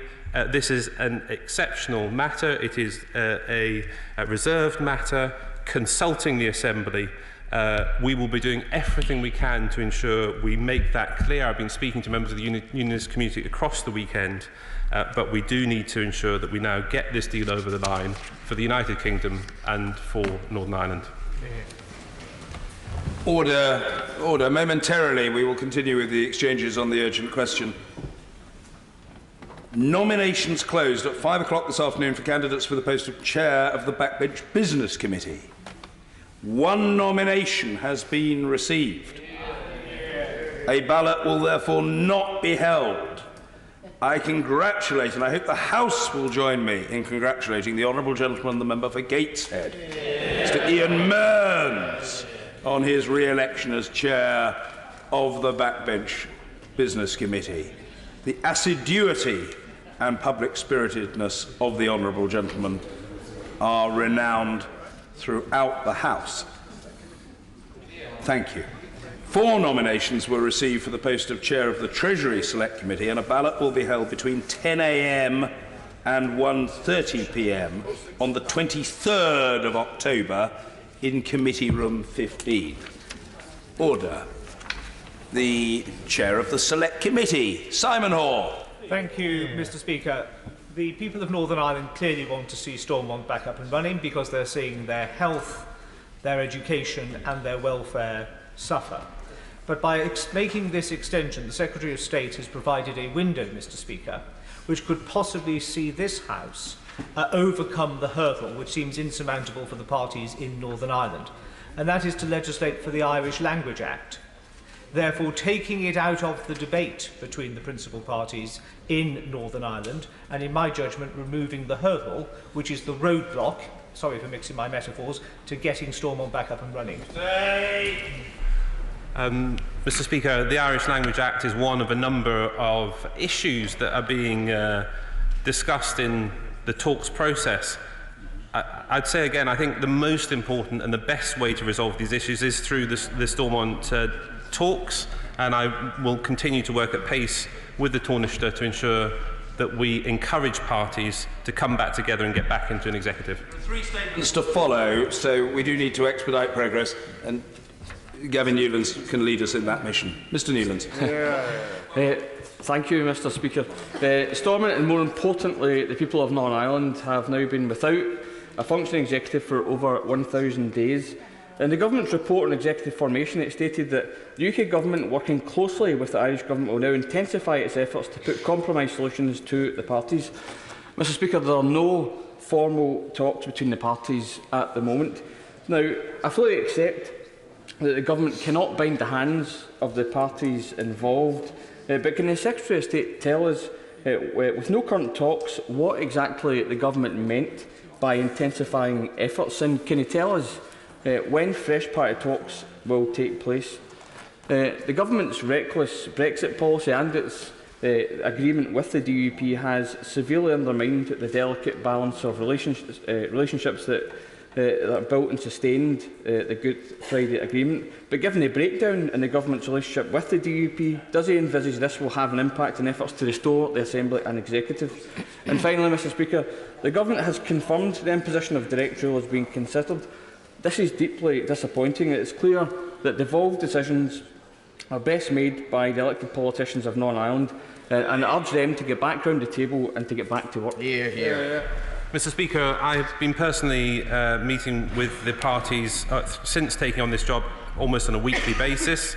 But as my honourable friend has acknowledged, this is an issue for the 5 parties, and it is ultimately up to those parties to come together, and both the Irish government and the British government stand ready with ideas, with thoughts, in order to make that happen. On the relationship between the government and the DUP, as you know, my responsibilities, Mr. Speaker, are for all parties and across in Northern Ireland. But I have a good relationship with the DUP. I will continue to support the union to the very best of my ability, and along with all members of this House. On the issue of direct rule, I couldn't have been clearer that Stormont and local decision making is my priority and the best way, in my view, for Northern Ireland to move forward. Yes, Mr. Patterson. Mr. Owen Patterson. Thank you, Mr. Speaker. I totally sympathise with the Secretary of State and his predecessor, who've time and again come to this chamber, say we want to see the institutions up and running, which we all do. But we see today, with the manner in which the meeting broke up in disarray in less than an hour, the task that faces him. At the same time, Mr. Speaker, we see outcomes of public services in Northern Ireland falling behind the rest of the UK, and we all in this chamber have a responsibility to all citizens across the UK. And I just wonder, the Shadow Secretary said quite rightly, direct rule is the most unattractive option. But we do have a responsibility to see good services delivered. And I just wonder what steps the Secretary of State is taking to possibly prepare to take more power into his own hands to ensure that citizens of Northern Ireland get the services they deserve. Mr. Speaker, we are prepared for all eventualities, but on the issue of all-party talks, I genuinely believe that whether it's Sinn Féin, whether it's the DUP, we are not too far away, and we have to do everything we can to encourage parties to come together in the best interests of Northern Ireland and to secure an executive. Looking at the number of colleagues wanting to participate, we should be able to move on by 5:40 if people ask questions rather than give great speeches. Mr. Nigel Dodds. Mr. Speaker, the Secretary of State has outlined a number of areas where action is now going to be taken as a result of the Act, but on health, education, crime, policing, investment and all the rest of it, still the government sits on its hands and allows no government for Northern Ireland. Is he now realising that with Brexit coming, that we have to have powers in the hands of ministers, whether in the Assembly or here? He can't go on abdicating that decision. And today in Belfast, Assembly members did meet. The Sinn Féin boycotted it. Given that the Prime Minister said on Saturday that a simple majority should apply in Northern Ireland as well, fully compatible with the Good Friday Agreement, can he apply that principle to the formation of the executive? Because 4 parties out of 5 would set it up tomorrow. Mr. Speaker, just to be very clear on the Assembly, the petition of concern and the arrangements for the Assembly will not change under this scenario.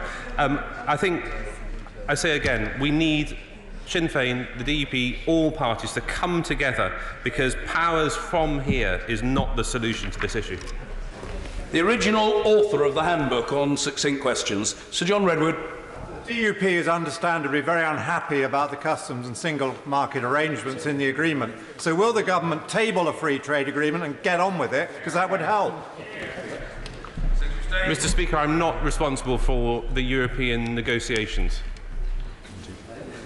Mr. David Hanson. Given the creation of a new border down the Irish Sea, which will impact upon services in businesses in Ireland and in North Wales and indeed in the rest of the United Kingdom, what impact assessment has the Secretary of State asked to be produced by the Executive to be shared with political parties on the outcome of that border? Mr. Speaker, on the issue of customs and the protocol, we will be doing everything to work with Northern Ireland businesses to ensure we deliver on unfettered access as we push this bill through the House of Commons. I spoke to Northern Ireland businesses today and will be engaging with them on an ongoing basis as we move forward with the protocol.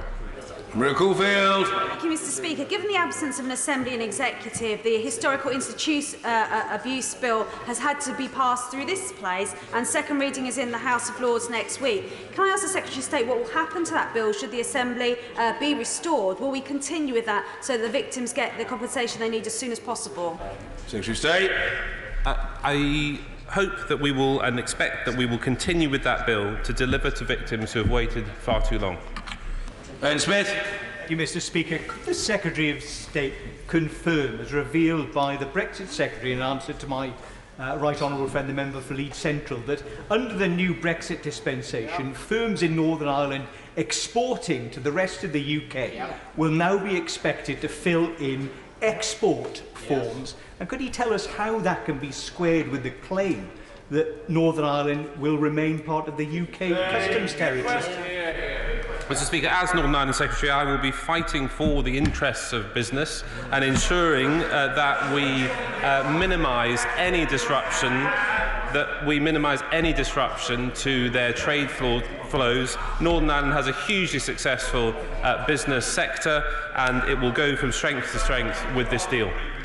Mark Harper. Mr. Speaker, I'm grateful. Just following up on the question from the right honourable member for North Belfast and also from my honourable friend, the chairman of the Select Committee. My understanding is that 4 of the 5 parties in Northern Ireland would like the executive to be reformed, and it's only Sinn Féin which is holding out for at least the reason my honourable friend, the chairman of the Select Committee, set out, if not others. What does the Secretary of State think is going to change to enable Sinn Féin to be persuaded to restore the executive? I listened carefully to what he said, and I accept he's working incredibly hard, but I'm still not clear about what is going to change to enable the executive to be reformed and for Northern Ireland to be able to enjoy devolved government. Mr. Speaker, Sinn Féin, as with other parties, have been engaging very positively with me, and I have had good conversations with their senior leaders.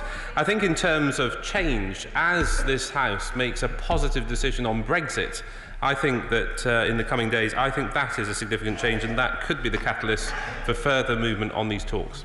Sir Geoffrey Donaldson. Thank you, Mr. Speaker. I cannot emphasise enough to the Secretary of State how important the principle of consent is to unionists. And the idea that a decision of the momentous nature of the one we will be expected to take in 4 years' time does not reflect adequately the principle of consent as expressed in the Belfast Agreement has serious implications for our ability to support the restoration of devolution without that safeguard. And I say with all seriousness to the Secretary of State, if this issue is not addressed, it goes well beyond this Brexit deal. Mr. Speaker, I say again to my colleagues and friends in the DUP and to unionists across this House and in Northern Ireland, this protocol is for a reserved matter. It is not for the Assembly.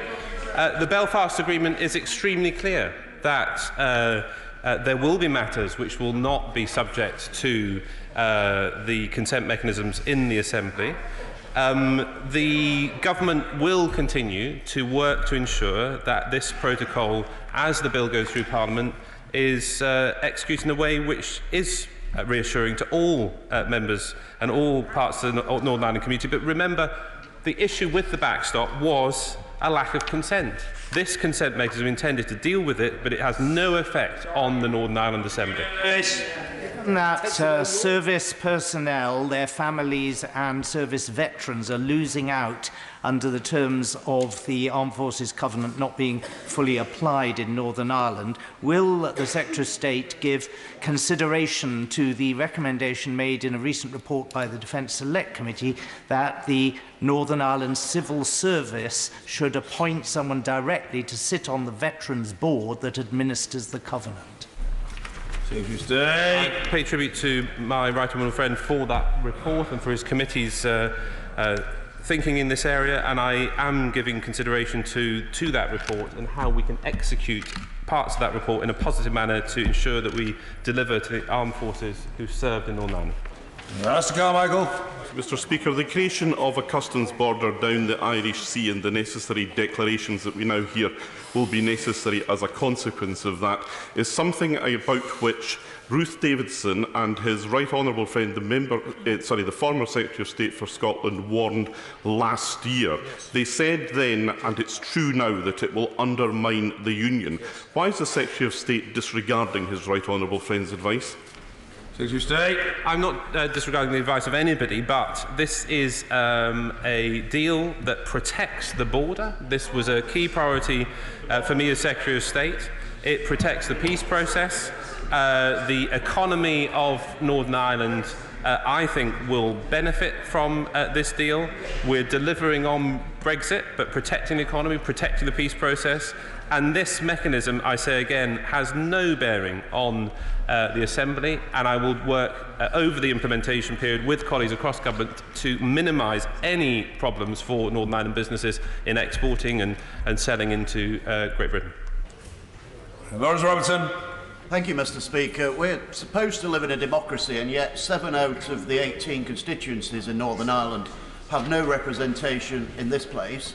And as we've heard, the Assembly has not functioned for getting on for 3 years.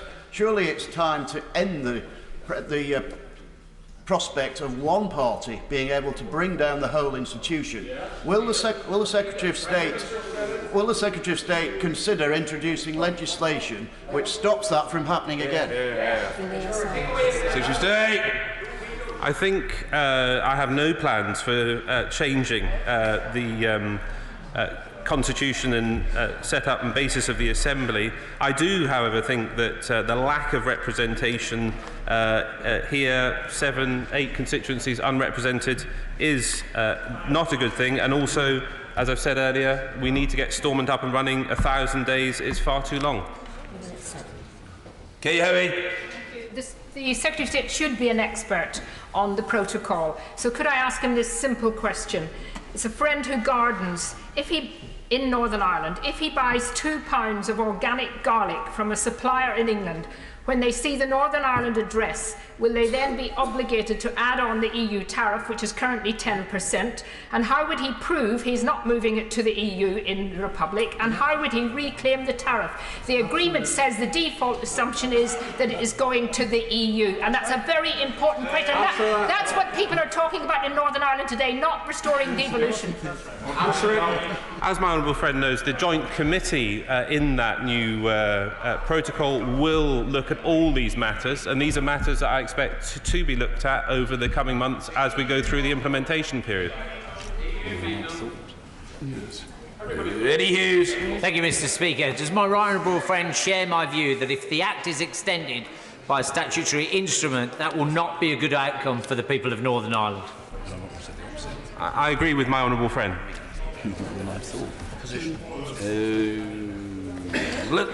Lady Herman. Thank you very much indeed, Mr. Speaker. As members of the Legislative Assembly at Stormont continue to be unable to fulfil their full responsibilities, what consideration has the Secretary of State given to cutting their salaries yet again? The fact that they receive their salaries, albeit reduced, has caused immense annoyance and continues to cause immense annoyance across Northern Ireland, and has cost millions of pounds. So does the Secretary of State intend to cut them? I plan to review all elements relating to the Assembly if we're unable to move things forward over the coming days.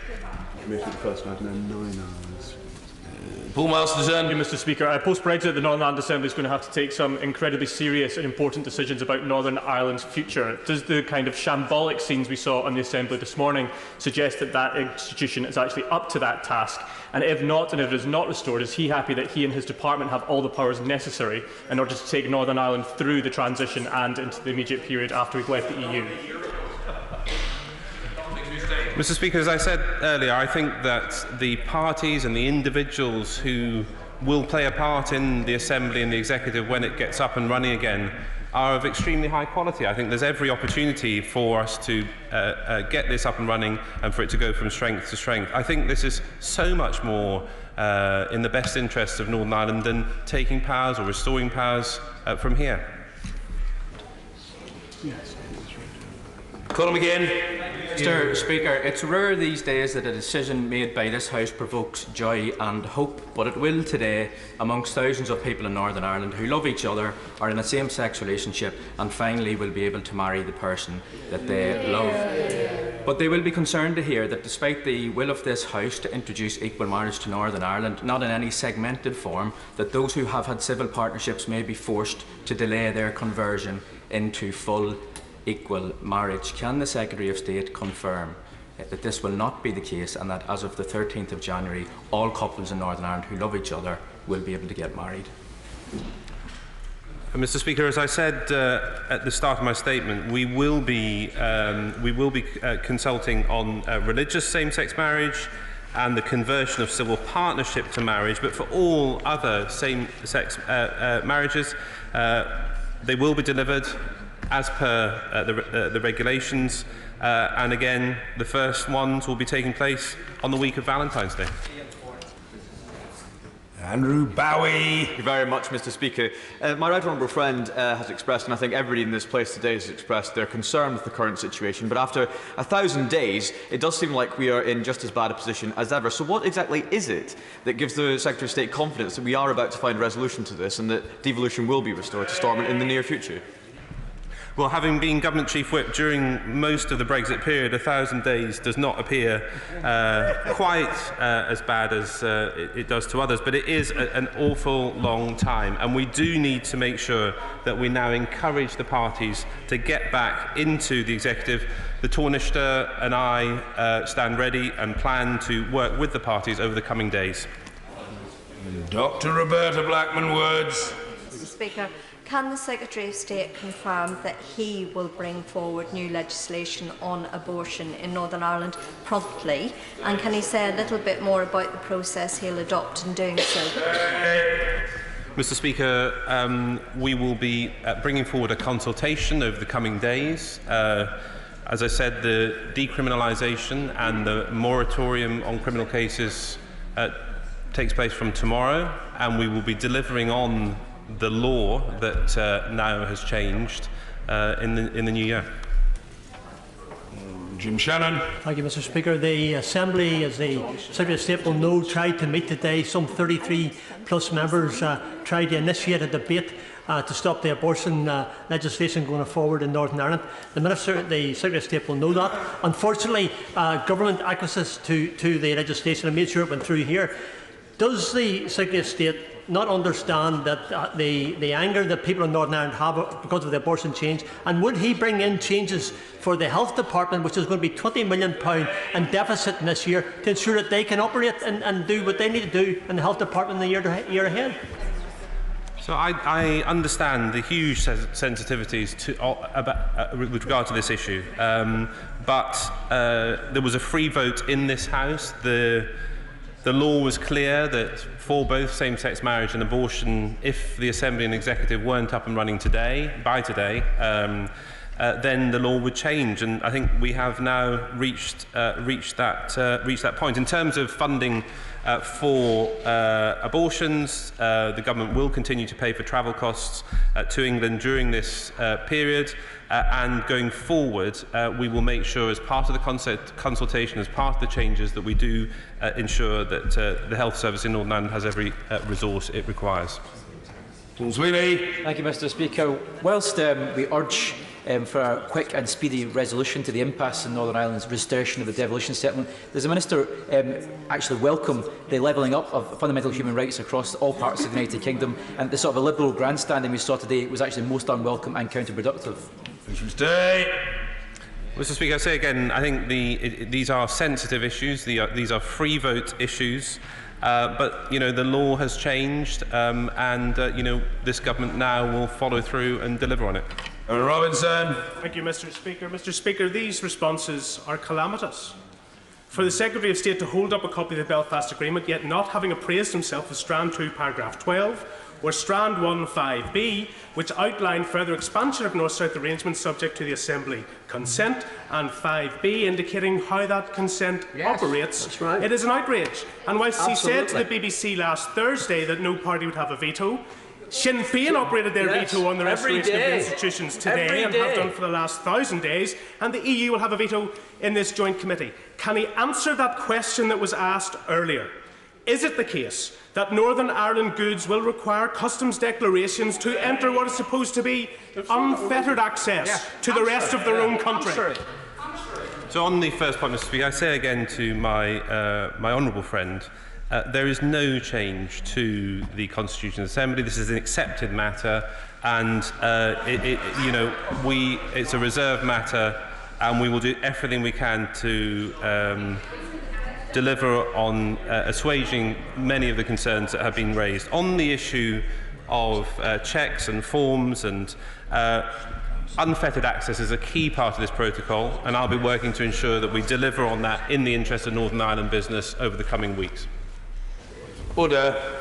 Statement, the business statement. The Lord President of the Council and Leader of the House of Commons. Mr. Jacob Rees-Mogg. Thank you, Mr. Speaker. Following the decision of the House on Saturday, the 19th October, I should like to make an announcement regarding the business for the remainder of this week. Tuesday, the 22nd of October, second reading of the European Union Withdrawal Agreement Bill, followed by commencement of committee of the European Union Withdrawal Agreement Bill. Wednesday, the 23rd of October, continuation of proceedings on the European Union Withdrawal Agreement Bill. Thursday, the 24th of October, conclusion of proceedings on the European Union Withdrawal Agreement Bill. Friday, the 25th of October, the House will not be sitting. Thank you. Order. We'll call in a moment the shadow leader, who doubtless will have a prepared contribution, but I must emphasise to the House that I regard this as a relatively narrow business statement, and I would gently discourage colleagues from expatiating on a vast miscellany of matters which they could happily do on Thursday. Let's keep it narrow, because that's what it should be. The shadow leader, Valerie Vaz. Thank you, Mr. Speaker, but I do want to start, because this is the first opportunity that I have had on behalf of the opposition to thank the Clerk of the House as the senior accounting officer responsible for the House, and all the House staff and the doorkeepers and the security officers for looking after us and enabling the House to get together on Saturday to do our work, and also the police and security services who've escorted right honourable and honourable members and their families on their way home and keeping us safe. Can I thank the leader for the business statement? I was obviously disappointed that the leader didn't give me notice on Saturday that he was going to make a point of order. He will know that a point of order is not the way to alter business. It's a procedural motion of the House on which Mr. Speaker can rule. So it would have been helpful if the Leader of the House could have done so. He will know that on that historic day, 24 points of order on his point of order were made. And my first question to him would be, why did he leave the chamber when he couldn't hear the rest of the points of orders? He will need to know he is the voice of the House in government. Can I ask him also, because he hasn't mentioned when we're going to have those important debates on the Queen's speech, which were scheduled for Monday and Tuesday. I know that the government don't appear to care about the NHS or the economy. We on this side think they're very important topics. This all could have been done in an orderly manner, so could the Leader of the House please say when those, the remainder of the Queen's speech will be scheduled? The Withdrawal Agreement Bill is a crucial bill. It's vital that it receives the proper scrutiny of the House. So could the Leader of the House say when exactly the bill will be published? And it's not right that the Secretary of State for exiting the European Union says it has anything to do with an urgent question. The bill should be published in a timely manner so that it receives proper scrutiny of the House. And when will the programme motion be put forward? Could the Leader of the House also confirm that the government has no plans to pull the Withdrawal Agreement Bill and that it will be voted on if and as amended? Now, this whole process could have been conducted in an orderly manner. He will know that there is an appropriate way through the usual channels to fix the business of the House. At every stage, Mr. Speaker, the government has been running scared of this House and democracy, and it's now attempting to force through a flawed Brexit deal which sells out people's jobs, rights and our communities. The Leader of the House. Thank you, Mr. Speaker. The Right Honourable Lady is absolutely right to thank the clerk and the staff of this House, who were all absolutely magnificent. I will reiterate what I said before, that every member of my private office volunteered to come in on Saturday, and I think that is simply an example of the commitment to the House of Commons that we see from all our staff, and it is really rather wonderful that so many people who work here appreciate and value the Houses of Parliament and have the historic understanding of what a privilege it is to be here. May I add my thanks, and joining the Right Honourable Lady, to the police for the escorts they provided to get people home, including me. I've had many really very kind inquiries about my son. He is a 12-year-old boy. He found nothing more exciting than being escorted home by the police. I'm not sure he should have found it so exciting, but he did. But as a really serious point, I think it is very important that honourable and right honourable members can come and go from the precincts of Parliament feeling safe. And we must think about whether there is more we need to do and whether sessional orders may be helpful in that regard. But all honourable and right honourable members are representing 70,000, sometimes more constituents, and must be able to come here and go without any feeling that they are under any pressure from any group outside Parliament. The Right Honourable Lady refers to my point of order on Saturday. As you all know, there's long-standing precedent for this. One of the examples actually by my late godfather, Norman St. John Stevens, in 1980. A more recent one by my Right Honourable friend, the member of Epsom and Ewell, and one only in September by my Right Honourable friend, the Prime Minister. But also, the Right Honourable Ladies, I'm sure aware, as are you, Mr. Speaker, of page 408 of Erskine May, that gives the Speaker discretion to turn a substantive point of order into a statement had he so wished. Mr. Speaker did not so wish, and therefore I made 2 points of order to help the House and to understand what the business would be today, with, of course, the promise of a full statement today, which is exactly what is happening. And there are going to be occasions when business changes in response to votes. That is a perfectly normal system within this House.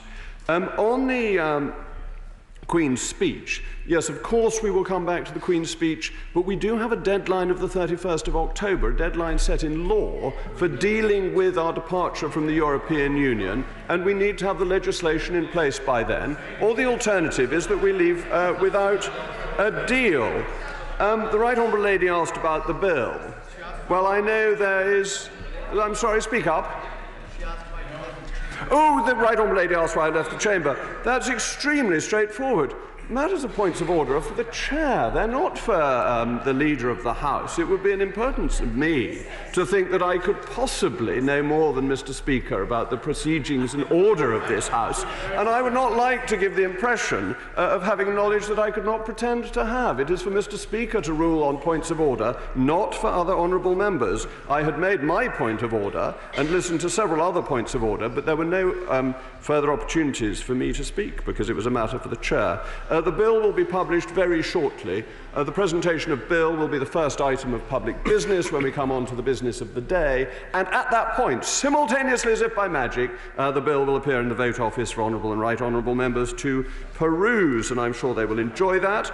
The programme motion will be down tonight in an orderly way. Well, I hope it will be an orderly way. Mr. Speaker will rule on that. If it's not, for debate tomorrow, and the bill, of course, won't be pulled. But the Right Honourable Lady is one of the most charming members of this House, has enormous grace and thoughtfulness.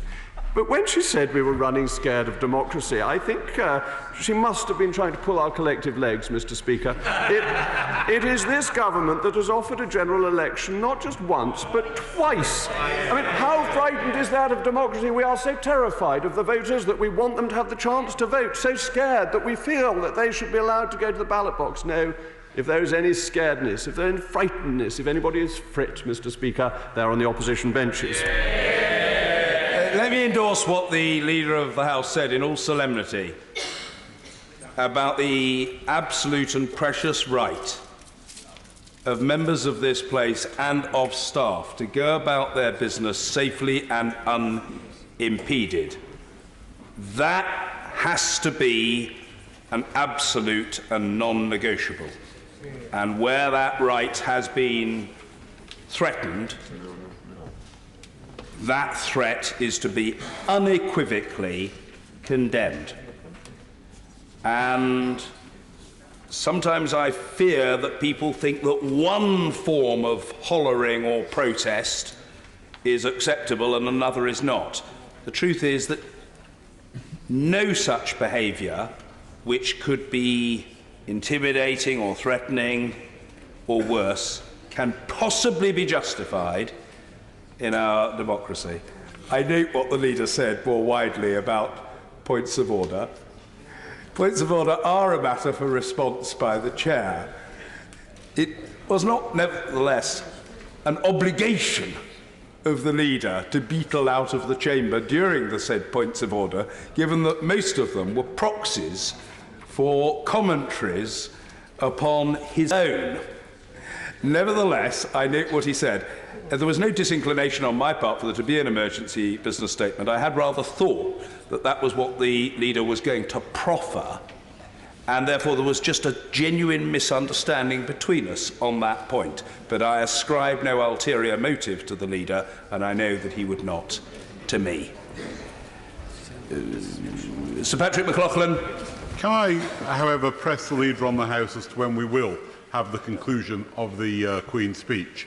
We've always known the 31st of October was a date, and we always knew when the Queen's speech was going to be, and presumably that was at the timing of the government's agreement with the Palace. The fact is that Parliament has spent the best part of 3 years now discussing what it doesn't want. It is time for us to move on. I welcome a business statement today. Will we get an opportunity, therefore, to actually have a direct vote on what the Prime Minister has brought forward back to the House, which is not the Prime Minister's deal, but it is the deal between the European Union and the British government? Thank you, Mr. Speaker. My right honourable friend makes an excellent point. We have spent the best part of 3 years debating these matters in this House at inordinate length. It is amazing that anybody thinks there is anything more to be said on the subject that has not already been said. The first opportunity, subject to your ruling earlier today, to vote on the content of the agreement between Her Majesty's Government and the European Union will be on the second reading of the bill tomorrow. Thank you. Pete Wishart. Thank you, Mr. Speaker. And can I thank Leader of the House for announcing his short business statement today? And can I endorse what you said, Mr. Speaker, the Leader of the House and the Shadow Leader of the House, just about the way that this House was organised so efficiently on Saturday. And I think it was credit to everybody who works in this place that they were able to do that. And can I say I was appalled at the scenes of the right honourable gentleman and his son being harangued the way he does, and there is no excuse for that type of behaviour in and around the House. Mr. Speaker, I was also entirely right that the Leader of the House was refused his right to bring back that motion again today. He had an opportunity to engage meaningfully with the meaningful vote, but he chose not to, and he simply cannot bring it back on the terms that they choose and dictate. This House operates on the basis of motions, amendments to motions, and democracy requires this process as observed. As we would say in this House, no one messes with Erskine May, Mr. Speaker. But what he proposes in this business statement, again, around the withdrawal agreement bill, is totally unacceptable. We will be considering the second reading of this bill the same day as it starts with committee of the whole House. Now, I've been in this House 18 years, Mr. Speaker. I cannot remember when a bill has been debated and presented in such terms, particularly one that will be a full treaty of this country. 3 days to consider a bill. Somebody suggested it's 100 pages. If it's 100 pages, how on earth are we going to have a chance to assess that properly? No economic impacts, no economic assessments. And Leader of the House, what about the Constitutional Reform and Governance Act 2010, which requires any treaty to be laid before the House for 21 days before it can be ratified? What about devolved institutions and administrations, where legislative consent is required before any bill is passed? Mr. Speaker, the arrangements for this bill are simply not good enough, but at least we're seeing a change in government business announced by the conventional means of a business statement.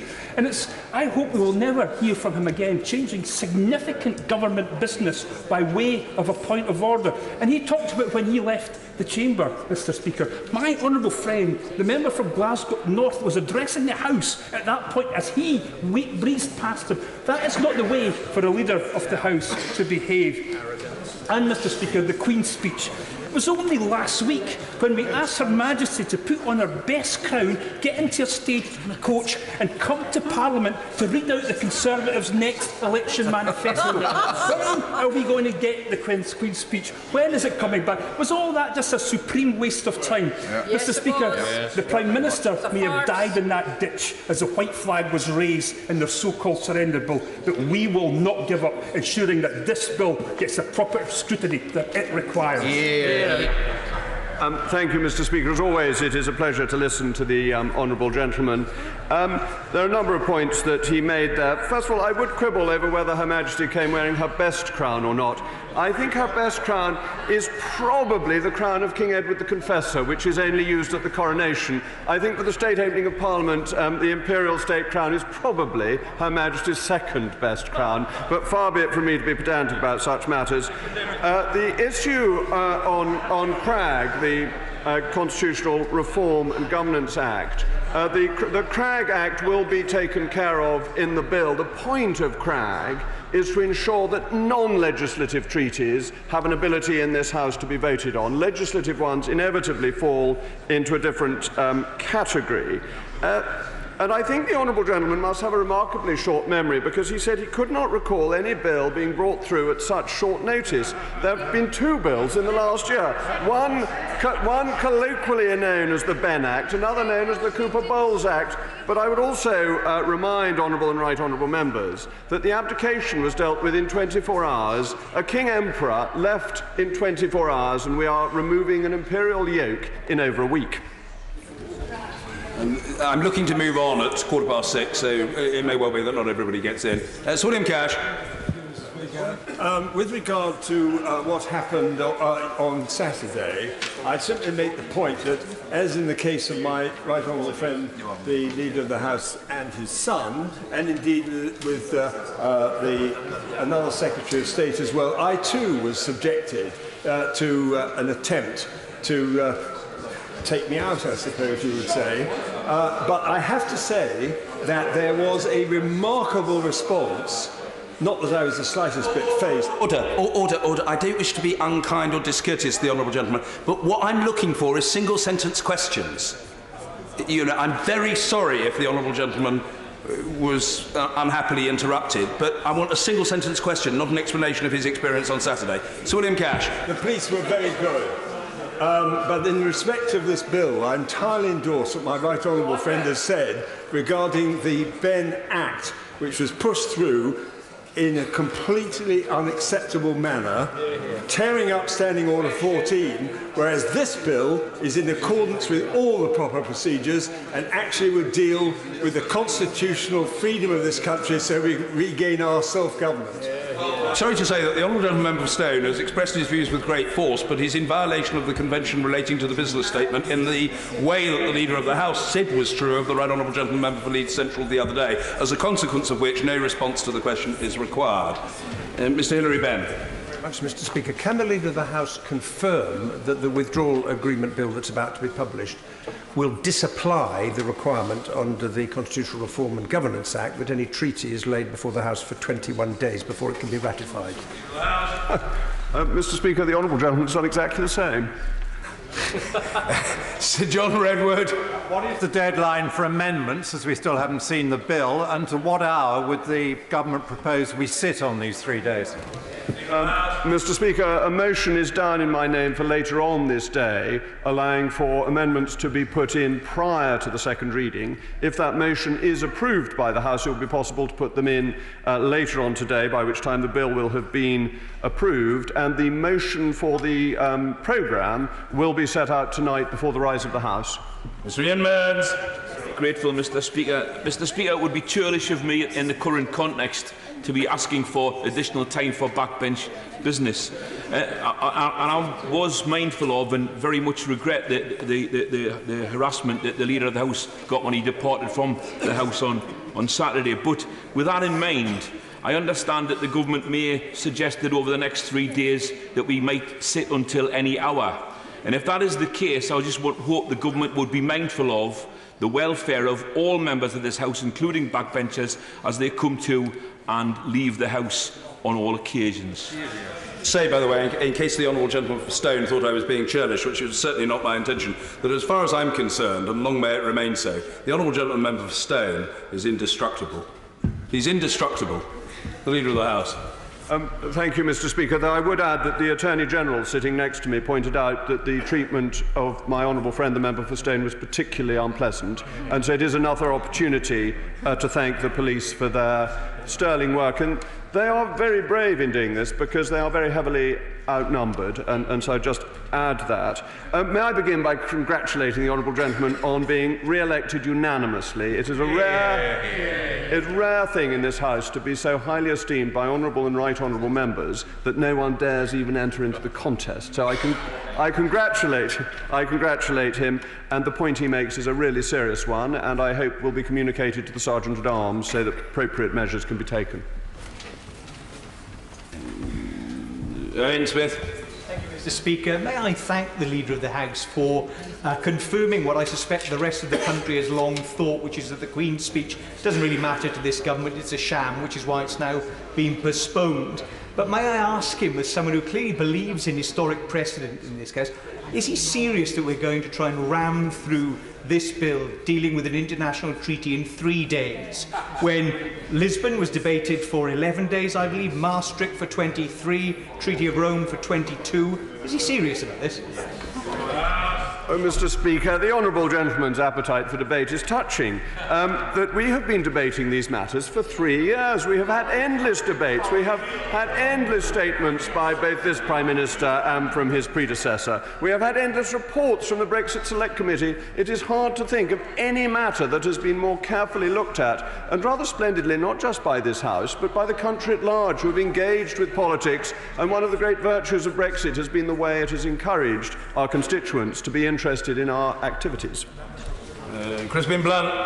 Thank you, Mr. Speaker. Having noted the careful crafting of your statement today and your response to my point of order about change of circumstances, could my right honourable friend tell the House when the government thinks there will be a potential case for change of circumstances in order that we can actually get what the country needs, which is a straightforward vote on the withdrawal agreement?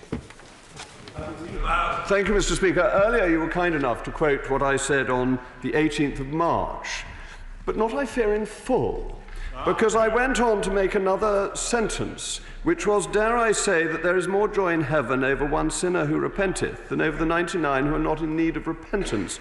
Because, Mr. Speaker, I, like my right honourable friend, am greatly in favour of continuing to follow precedents and using them as a guide. And they are a guide. And the guide in this case may be what you yourself, Mr. Speaker, said on that day. It depends on the particular circumstances. For example, it depends whether one is facilitating the House and allowing the expression of opinion that might otherwise be denied. And I think this has been a very important guide to the decisions that you have made, both recently and historically in your term as Speaker. So no doubt these things will be in your mind as you deliberate and consider further what my right honourable friend has said. Yes, and in relation to column 778 of Hansard, on the 18th of March of this year, and I don't want to be anything but fully generous to the Leader of the House, there was a further segment, a very delicious and juicy segment in his question to me, and that was, if memory serves me correctly, whether there would be an opportunity for decision via the second reading of the withdrawal bill. And I confirmed in my reply to him that his thinking on that matter was correct. So I completely accept the sinner and the repenteth bit, and it was only in the name of time that I didn't quote that, but I'm quoting another part. So we've now got the full smorgasbord of the intervention of the right honourable gentleman before he became a right honourable gentleman. Mr. Alistair Carmichael. Thank you, Mr. Speaker. The requirement to lay treaties for 21 days before ratification is contained in Section 20 of the Constitutional Reform and Governance Act of 2010. Can the Leader of the House point to me where in Section 20 of that Act the distinction is drawn between treaties that are legislative and non-legislative in their effect? Mr. Speaker, I think the point is extremely obvious that if Parliament is legislating for something, it is voting on it. Under Cragg, there is no need to have a vote on a treaty that is laid in front of this House. Mark Harper. Mr. Speaker, I listened carefully to what the leader said. He set out in his business statement the government's intentions for how long the bill should take through the House. Now, that will only, of course, happen if the House agrees by voting for the programme motion. Now, on Saturday, when the House failed to take a decision in principle following my right honourable friend, the member for West Dorset's amendment being successfully carried, many that voted for his amendment were clear that they wanted the House to be able to vote on this deal and actually get it through. And I think that even the Shadow Chancellor suggested that it could get through by the 31st of October. It's only going to do so if that programme motion is carried. Can my right honourable friend confirm to the House that if any member votes against that programme motion, it will be fairly clear that what they were doing on Saturday and what they'll be doing tomorrow is not trying to give the House more opportunity to consider this matter, but they're actually trying to frustrate the decision being taken. Thank you, Mr. Speaker. My right honourable friend's grasp of detail is so great that it explains why Baroness Hale thought he was the chief whip, that he is clearly completely on top of the subject, and it's an entirely understandable error to have made. He is, of course, absolutely right, and there is a very serious point in this. People who don't vote for the programme motion will be voting not to have Brexit on the 31st of October, and they will need to understand that clearly, and they won't be able to persuade one set of people that they voted for the second reading and therefore in favour, and another set that they voted against the timetable and were against. That won't work. Caroline Lucas. Mr. Speaker, this government proposal is frankly outrageous given the length and complexity of this bill. I understand the Leader of the House to indicate that we would have to put amendments to committee stage before we've even finished the second reading. And the complexity of the bill, Mr. Speaker, seems to have confused the Prime Minister himself, who on Saturday, for example, said there would be no tariffs on goods going between the Northern Ireland and Great Britain. And in actual fact, Article 5 shows that those goods that are at risk of entering the EU could indeed face tariffs. So isn't that precisely the sort of detail we expect the government to get right, and more evidence that we need the time to scrutinise this bill properly? Thank you, Mr. Speaker. There will not be tariffs on goods that are ending up in Northern Ireland. If they're going into the European Union, there may be, but there will not be goods that are destined for Northern Ireland and not for onward transmission. And so what the Prime Minister said was correct. I think that people who voted for the Benn Act and the Cooper-Bowles Act are on pretty thin ice when they complain about rushing acts through. And, Mr. Speaker, goose and gander sauce. Mr. Owen Patterson. Thank you, Mr. Speaker. Mr. Speaker, I accepted your earlier statement. I agreed entirely with you on substance, but I don't entirely agree with you on circumstances. Because the House passed the amendment put forward by my rather honourable and very old friend, member for West Dorset, who put forward his amendment, I'm sure with the very best intentions, it has driven 17.4 million people into a state of utter exasperation. They are convinced, members opposite laugh, they are convinced that this Remain Parliament is determined to frustrate them at every turn. So what the Leader of the House has brought forward today is welcome, and my question is simple.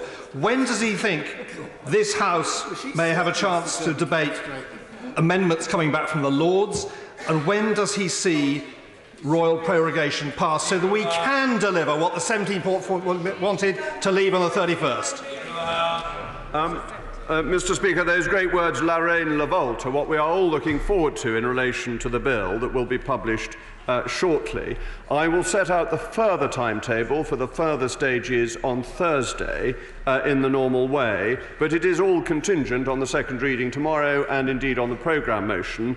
But I absolutely share my right honourable friend's concern that this matter has dragged on for too long. The British people want us to crack on and get it delivered and deal with Brexit. And it's not just the 17.4 million people. It is up and down this country. People voted for parties who said they would deliver on the referendum result. And one party is trying to do that, and one party is trying to frustrate it. Mr. Jeffrey Donaldson. Thank you, Mr. Speaker. We did not vote for the Benn Act. We want Brexit done, but we want to safeguard Northern Ireland's position within the United Kingdom. When Unionists in Northern Ireland voted for Brexit, they also voted to sustain the United Kingdom. And therefore, in the absence of the kind of assurances we need from ministers, I have to say to the Leader of the House, quite frankly, that what he's proposing in terms of proper scrutiny of this bill does not do justice to what the constituents that I represent need. Well said. Thank you, Mr. Speaker. I'm very grateful to the right honourable gentleman for his intervention. Let me say quite clearly that there is nothing more important to me than the United Kingdom, and that is the United Kingdom of Great Britain and Northern Ireland, Scotland, Wales, England and Northern Ireland. I've said many times, and I'm more than happy to reiterate at this dispatch box, that Northern Ireland is as much a part of the United Kingdom as Somerset, and that as long as the people of Northern Ireland want to remain part of the United Kingdom, they should be supported, encouraged and helped in that. It is our country. It is the United Kingdom. Therefore, I hope that such assurances as our friends in the DUP want and our other unionist friends need can be made to encourage them to believe that this deal will in fact be good for the whole of the United Kingdom, which is what I genuinely think is the case, and I hope that we will come to find that we share that view rather than being in contradistinction one from another, which is a matter of sadness to me and I think to right honourable gentlemen opposite. Steve Baker. Approach the withdrawal agreement bill, is my right honourable friend mindful that many of the same members who insisted on statutory meaningful votes are the same members who then voted for the Surrender Act, the same members who then voted on Saturday to make a meaningful vote meaningless, and now seem to be opposed to Brexit altogether? Oh, thank you, Mr. Speaker. My successor and predecessor as chairman of the European Research Group, as so often hits the nail on the head. There are many people who don't like Brexit at all, who have opposed it from the beginning, and they use this great mantra. They say, we don't like this, we don't like to leave with no deal, etc., etc. And actually what they mean is they don't like Brexit and they didn't like the referendum and they want to stop it. That's not true of all of them, and my right honourable friend, the member for West Dorset, is a notable exception to this. But there are many of them who use this terminology, use procedure to try and thwart the will of the British people. They will be exposed. Ian Murray. Thank you, Mr. Speaker. This House is normally afforded adequate time when bills of major constitutional significance land on the floor of this place. The Scotland Act in 2016, which was the biggest transfer of powers from this place to Scotland that had ever happened, was afforded 9 full days on the floor of this main chamber. So can the Leader of the House tell me how he's going to make sure that backbenchers like myself are able to represent our constituents adequately when so little time is being given to such a major constitutional bill? Mr. Speaker, I refer the honourable gentleman the answer I gave some moments ago. Thank you, Mr. Speaker. Could the Leader of the House say a little bit more about the programme motion? Because it seems to me, as the honourable member just asked for, is more time to debate. So would it not be reasonable to expect that the House should sit to any time on these days? And also, could the Leader tell us why we are not sitting on the Friday? And could he also say, if the programme motion is defeated, will the government continue with the bill? Thank you, Mr. Speaker. The answer on Friday is very straightforward. If we are finished on Thursday, the bill will pass to their lordships, to the other place on Friday. The question of should we sit through the night is always a balanced one about the desire for debate and the enthusiasm that people have, and the honourable gentleman, the member for Gateshead, mentioned the pressure, the backbenchers needing to be treated in a reasonable way, and to sit through the night for 3 nights, is that a reasonable thing to ask of right honourable members? Is it a reasonable thing to ask of the staff of the House? I, like you, Mr. Speaker, quite like the sound of my own voice, and therefore I'm always happy for this chamber to be sitting, because it gives us both the opportunity to do what we both so enjoy. But it may be unreasonable on others, so it is purely a question of balance. Kirsty Blackburn. Thank you, Mr. Speaker. Can the Leader of the House let us know if an economic impact assessment on the deal has been carried out yet? And if it has, will it be published tomorrow in time for us to look at it before the second reading? If you ask an economist anything, you get the answer you want. Mr. Kenneth Clark. Mr. Speaker, further, there's a very valid point made by my honourable friend, the member for Wellingborough. I don't like to dwell usually on my status as a veteran, long-standing whatever in this House, but the fact is I was here for the European withdrawal, for the Maastricht Treaty Bill, and I was here for the European Communities Bill, which when we first joined the European Economic Communities, they were both debated for weeks on end, with many all-night sittings. I think the Maastricht Bill, we had at least 20-odd days sittings in order to satisfy the Eurosceptic members of the Conservative Party who wanted full discussion of it. So can my right honourable friend reassure me that the government is not simply trying to confine debate by narrowing the time, and that it is content, if the House wishes, to facilitate as much time as we need to consider it carefully? And I see no reason at all why we should just all rise in the evening so that everybody can go to dinner and not sit on a Friday for the convenience of the House of Lords. If the government is for some reason insistent on dashing for this completely silly and irrelevant date which it keeps staking its fate on, then give some proper time for debate. And 2 and a bit days of ordinary parliamentary hours is plainly quite insufficient. Mr. Speaker, my right honourable and learned friend is somebody who has always wanted us to remain in the European Union and disapproves of referendums. And he has always made that absolutely clear. And for no, it is relevant because that is a position that I think is one that deserves admiration, because he hasn't tried to use procedural methods to hide his view. His view has been clear to the House and to the country throughout, and I happen to think that that is extraordinarily impressive and straightforward. And I bow to his position as the father of the House, which is one of great distinction and gives him a sense of history for what goes on in this place. So what I would say to him is that using accelerated procedures has come about because of the deadline that we have of the 31st of October. And here I disagree with him. This is not a phony deadline. The deadline was set because of the workings of Article 50, and the point being that it should have ended in March. We have already had one extension. There is other business ultimately that this country needs to move on to. The second deadline is the 31st of October. We have managed to get a new agreement with the European Union, which everybody said was impossible, and is a significant achievement of my right honourable friend, the Prime Minister. But because of that, we now have this deadline to meet. And yes, of course, I would be happy to sit overnight if that is what the House wishes, but I'm not entirely convinced that it is what the House wishes. But we need to get this legislation through to deliver on what 17.4 million people voted for.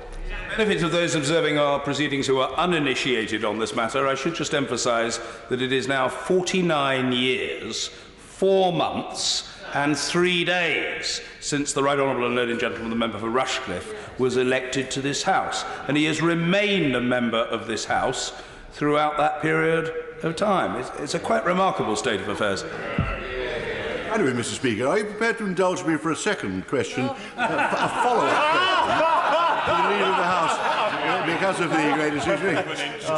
Can I just say to my right honourable friend, my long-standing preference for Britain to be a member of the European Union has nothing to do with my question, and I do propose to vote for the second reading of the bill, and I will vote for the third reading of the bill when we get there.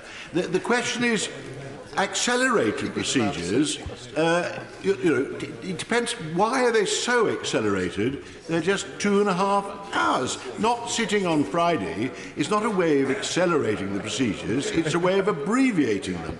And unless we're prepared to contemplate more expansive debate, there's not the slightest possibility of considering the deal that has been obtained within the time available. What's called the privilege of being the father of the House. It's otherwise utterly disorderly. The Leader of the House. Thank you, Mr. Speaker. I said that you and I both enjoyed the sound of our own voice, but we are mere amateurs compared to my right honourable learned friend. Luciana Berger. Very much, Mr. Speaker. Further to the very important question that was asked by the honourable member from Aberdeen North.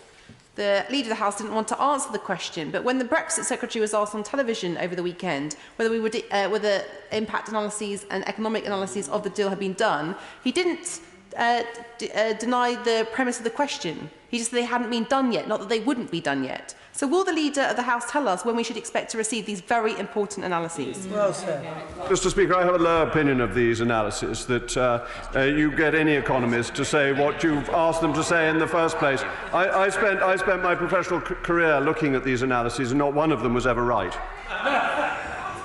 Mike Word. Thank you, Mr. Speaker. Does the Leader of the House not think it would be a little strange if some of those members and parties who had dismissed this deal before it had even been published were now to complain that there was insufficient time to scrutinise it? Mr. Speaker, my honourable friend wins the prize for best question of the day. There is nothing more I can add to that. Paul Sweeney. Thank you, Mr. Speaker. Can the Leader of the House confirm to the House today that if the bill is successfully amended at the various stages, perhaps it could involve a customs union provision, or perhaps indeed passing the deal subject to a public confirmatory referendum, that the government will respect those decisions by the members of this House and will see the bill through to conclusion as amended? Mr. Speaker, as with the 1972 European Communities Act, this Act will have to ratify the treaty to be an effective ratification of the treaty for it to come into effect. Charlie Elphick. Thank you, Mr. Speaker. Does the Leader not think it's a bit rich that the members of this House who voted for the emergency procedure to be used for the surrender bill to pass it in a day through this House should now come to this House and say, oh, but we need more time to discuss this deal? They like it when it suits them, and they don't like it when it doesn't, because what they're trying to do is to subvert democracy and subvert the democratic will of the British people. Mr. Speaker, I'm very grateful to my honourable friend for his question. He says, is it a bit rich? It is as rich as Jersey cream. It's on break. 3rd of September, the Leader suggested that MPs on this side of the House were risking subverting Parliament's scrutiny role. Exactly how many minutes scrutiny will we be getting for each page of his bill? Mr. Speaker, we've had 3 years. He can do the calculation. 3 times 365 times 24. He'll get the answer. Lady Herman. Mr. Speaker, the Leader of the House will know that the Prime Minister's new Brexit deal has very far-reaching consequences for the people of Northern Ireland. I would very much like the Prime Minister, or indeed the Leader of the House, to come to Northern Ireland and explain in detail to the people of Northern Ireland why they only deserve 3 days consideration of the major changes to them and how this bill will affect their futures. I think that's a decent and honourable thing to do.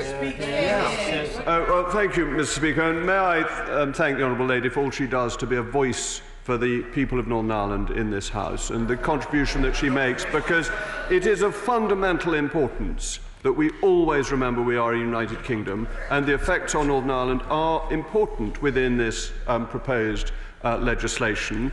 I would be, in principle, delighted to accept her invitation, but I'm not sure that the Secretary of State will want me to, because it's his bailiwick. But I would be absolutely honoured to visit Northern Ireland, and it would be a pleasure to return there. Oh, bailiwick is an excellent word. The Leader and I share an affection for it. Mr. Patrick Grady. Mr. Speaker, I'm glad the Leader of the House has been able to contain himself on the bench right the way through all of these questions. Unlike the Father of the House, I fully intend to vote against the second reading and, for that matter, the third reading. And having not had the courtesy of sight of a draft programme motion through the usual channels, I wonder if he could inform the House whether there will be protected time for the third reading debate, so that those of us who do want to make every effort to stop Brexit on behalf of our constituents who voted against it will have that opportunity. Thank you, Mr. Speaker. Time will be made for the third reading in the normal way, according to the programme motion, which the House will have the chance to vote on tomorrow. Thank you. Order. Statement. The Chancellor of the Duchy of Lancaster. Minister Michael Gove. Mr. Speaker, with your permission, I'd like to make a further statement on our preparations to leave the European Union on the 31st of October. But before I do, can I underline the gratitude of members on all sides of the House to the efforts not just of the House authorities but also of the police, as you pointed out earlier, on Saturday, and in particular I'd also like to thank opposition members, including the member for Manchester Central and the member for Brent South, for the kind words that they uttered on behalf of all members of the House. Mr. Speaker, the government is determined to do everything it can to leave the EU with a deal. And the agreement that the Prime Minister concluded at last week's European Council gives this House the opportunity to honour the votes of the 17.4 million people who voted to leave the EU, and we can do so on time and in an orderly fashion. Parliament had the opportunity on Saturday to support a meaningful vote, which would have allowed us to proceed smoothly to ratification of our deal and exit on October the 31st. But the House instead voted in such a way as to put an orderly exit on that date in doubt. Now, I appreciate and understand the honest intentions and genuine and sincere motives of many of those who voted for the amendment, which stood in the name of my right honourable friend, the member for West Dorset. And let me place once more on the record the very high personal regard in which I hold him. I know that he always acts in what he believes to be the national interest, and I deeply deprecate the personal criticism which has been directed towards him. But the House's decision to request that a letter seeking an extension to Article 50 be sent creates, unfortunately, no certainty about our exit in an orderly fashion on October the 31st. Before Saturday's proceedings in the House, European leaders, including the President of the Commission, the President of France and the Taoiseach, deliberately and explicitly explained that members should not cast their vote on the assumption that the EU Council will offer an extension. There is no certainty in this matter. Furthermore, no formal response from the EU has yet been received to the two letters sent by the Prime Minister on the evening of Saturday 19th October. The first, of course, requesting an extension to the 31st October deadline, as required under the terms of the EU Withdrawal No. 2 Act, and the second setting out the government's position that we believe that a delay to Brexit would be corrosive, a view shared by the EU's 27 leaders. With no clear agreement yet in this House to ratify our withdrawal agreement, and no certainty that an extension will be granted by the 31st of October, I must, I fear, take the appropriate steps now to prepare for the increased possibility that the legal default position will follow, and we will leave on October the 31st without a deal. The clear advice to me from officials is that we must now intensify contingency arrangements. That is why the Cabinet's XO committee met yesterday to agree that government Brexit preparations now move into their final, most intensive phase, and Operation Yellowhammer is triggered. Let me be clear, no one would be happier than me to turn off those preparations and stand down planning for no deal. I don't think anyone in this House can doubt my desire to see a deal concluded. But if we are to be certain to avoid a no-deal outcome on October the 31st, then we have to vote for the Prime Minister's deal. We must ensure that the vessel which brings certainty passes expeditiously through this Parliament, and we must avoid attempts to delay, capsize, or hole it below the waterline. And in that spirit, can I thank the many parliamentarians across the House who have indicated that they will be backing the PM's deal, which, until he brought it home, many thought would be impossible to negotiate. This deal ensures we can leave the EU. It is entirely consistent with the Belfast Agreement and also with all our other domestic and international obligations. And I can also underline that once a withdrawal agreement has been ratified, this whole House will be involved in agreeing the mandate for negotiations on our future partnership arrangements with the EU, and we will work particularly closely with all parties to ensure vital protections for workers and the environment are secure. And in underlining the vital role that all MPs will play in securing a strong future partnership, can I also emphasise that we want business, trade unions and civil society to help us to shape a bright future outside the EU. And it is indeed striking how organisations from the UK Chemicals Industries Association to UK Finance and the Country Land and Business Association, as well as the Federation of Small Businesses, have all welcomed progress on the deal and have asked parliamentarians to end the uncertainty by supporting an agreement. But as I've explained, in the absence of that certainty, preparations for the risk of no deal have to be intensified. We will now accelerate our efforts to help business and individuals mitigate any dislocation and disruption that may ensue. From today, the Government's XO Committee will meet 7 days a week to provide strong ministerial focus across government. Hundreds of public servants across the UK will have to be redeployed. They will transfer to work in operations centres ready to identify challenges, work together to resolve problems swiftly, and implement contingency plans. Government, local resilience bodies and operational partners will be working together, ready to respond 24 hours a day according to need. And we're also finalising the latest update of our reasonable worst-case planning assumptions, and we will share these with the House very shortly. And of course, we must maintain our public information campaign. From tomorrow, this will reflect the renewed urgency of preparation. The advice will help businesses and individuals appreciate what they must do to prepare, given the uncertainty which still unfortunately prevails. I would again urge everyone to check the information relevant to their situation on gov.uk, and also the comprehensive summary of actions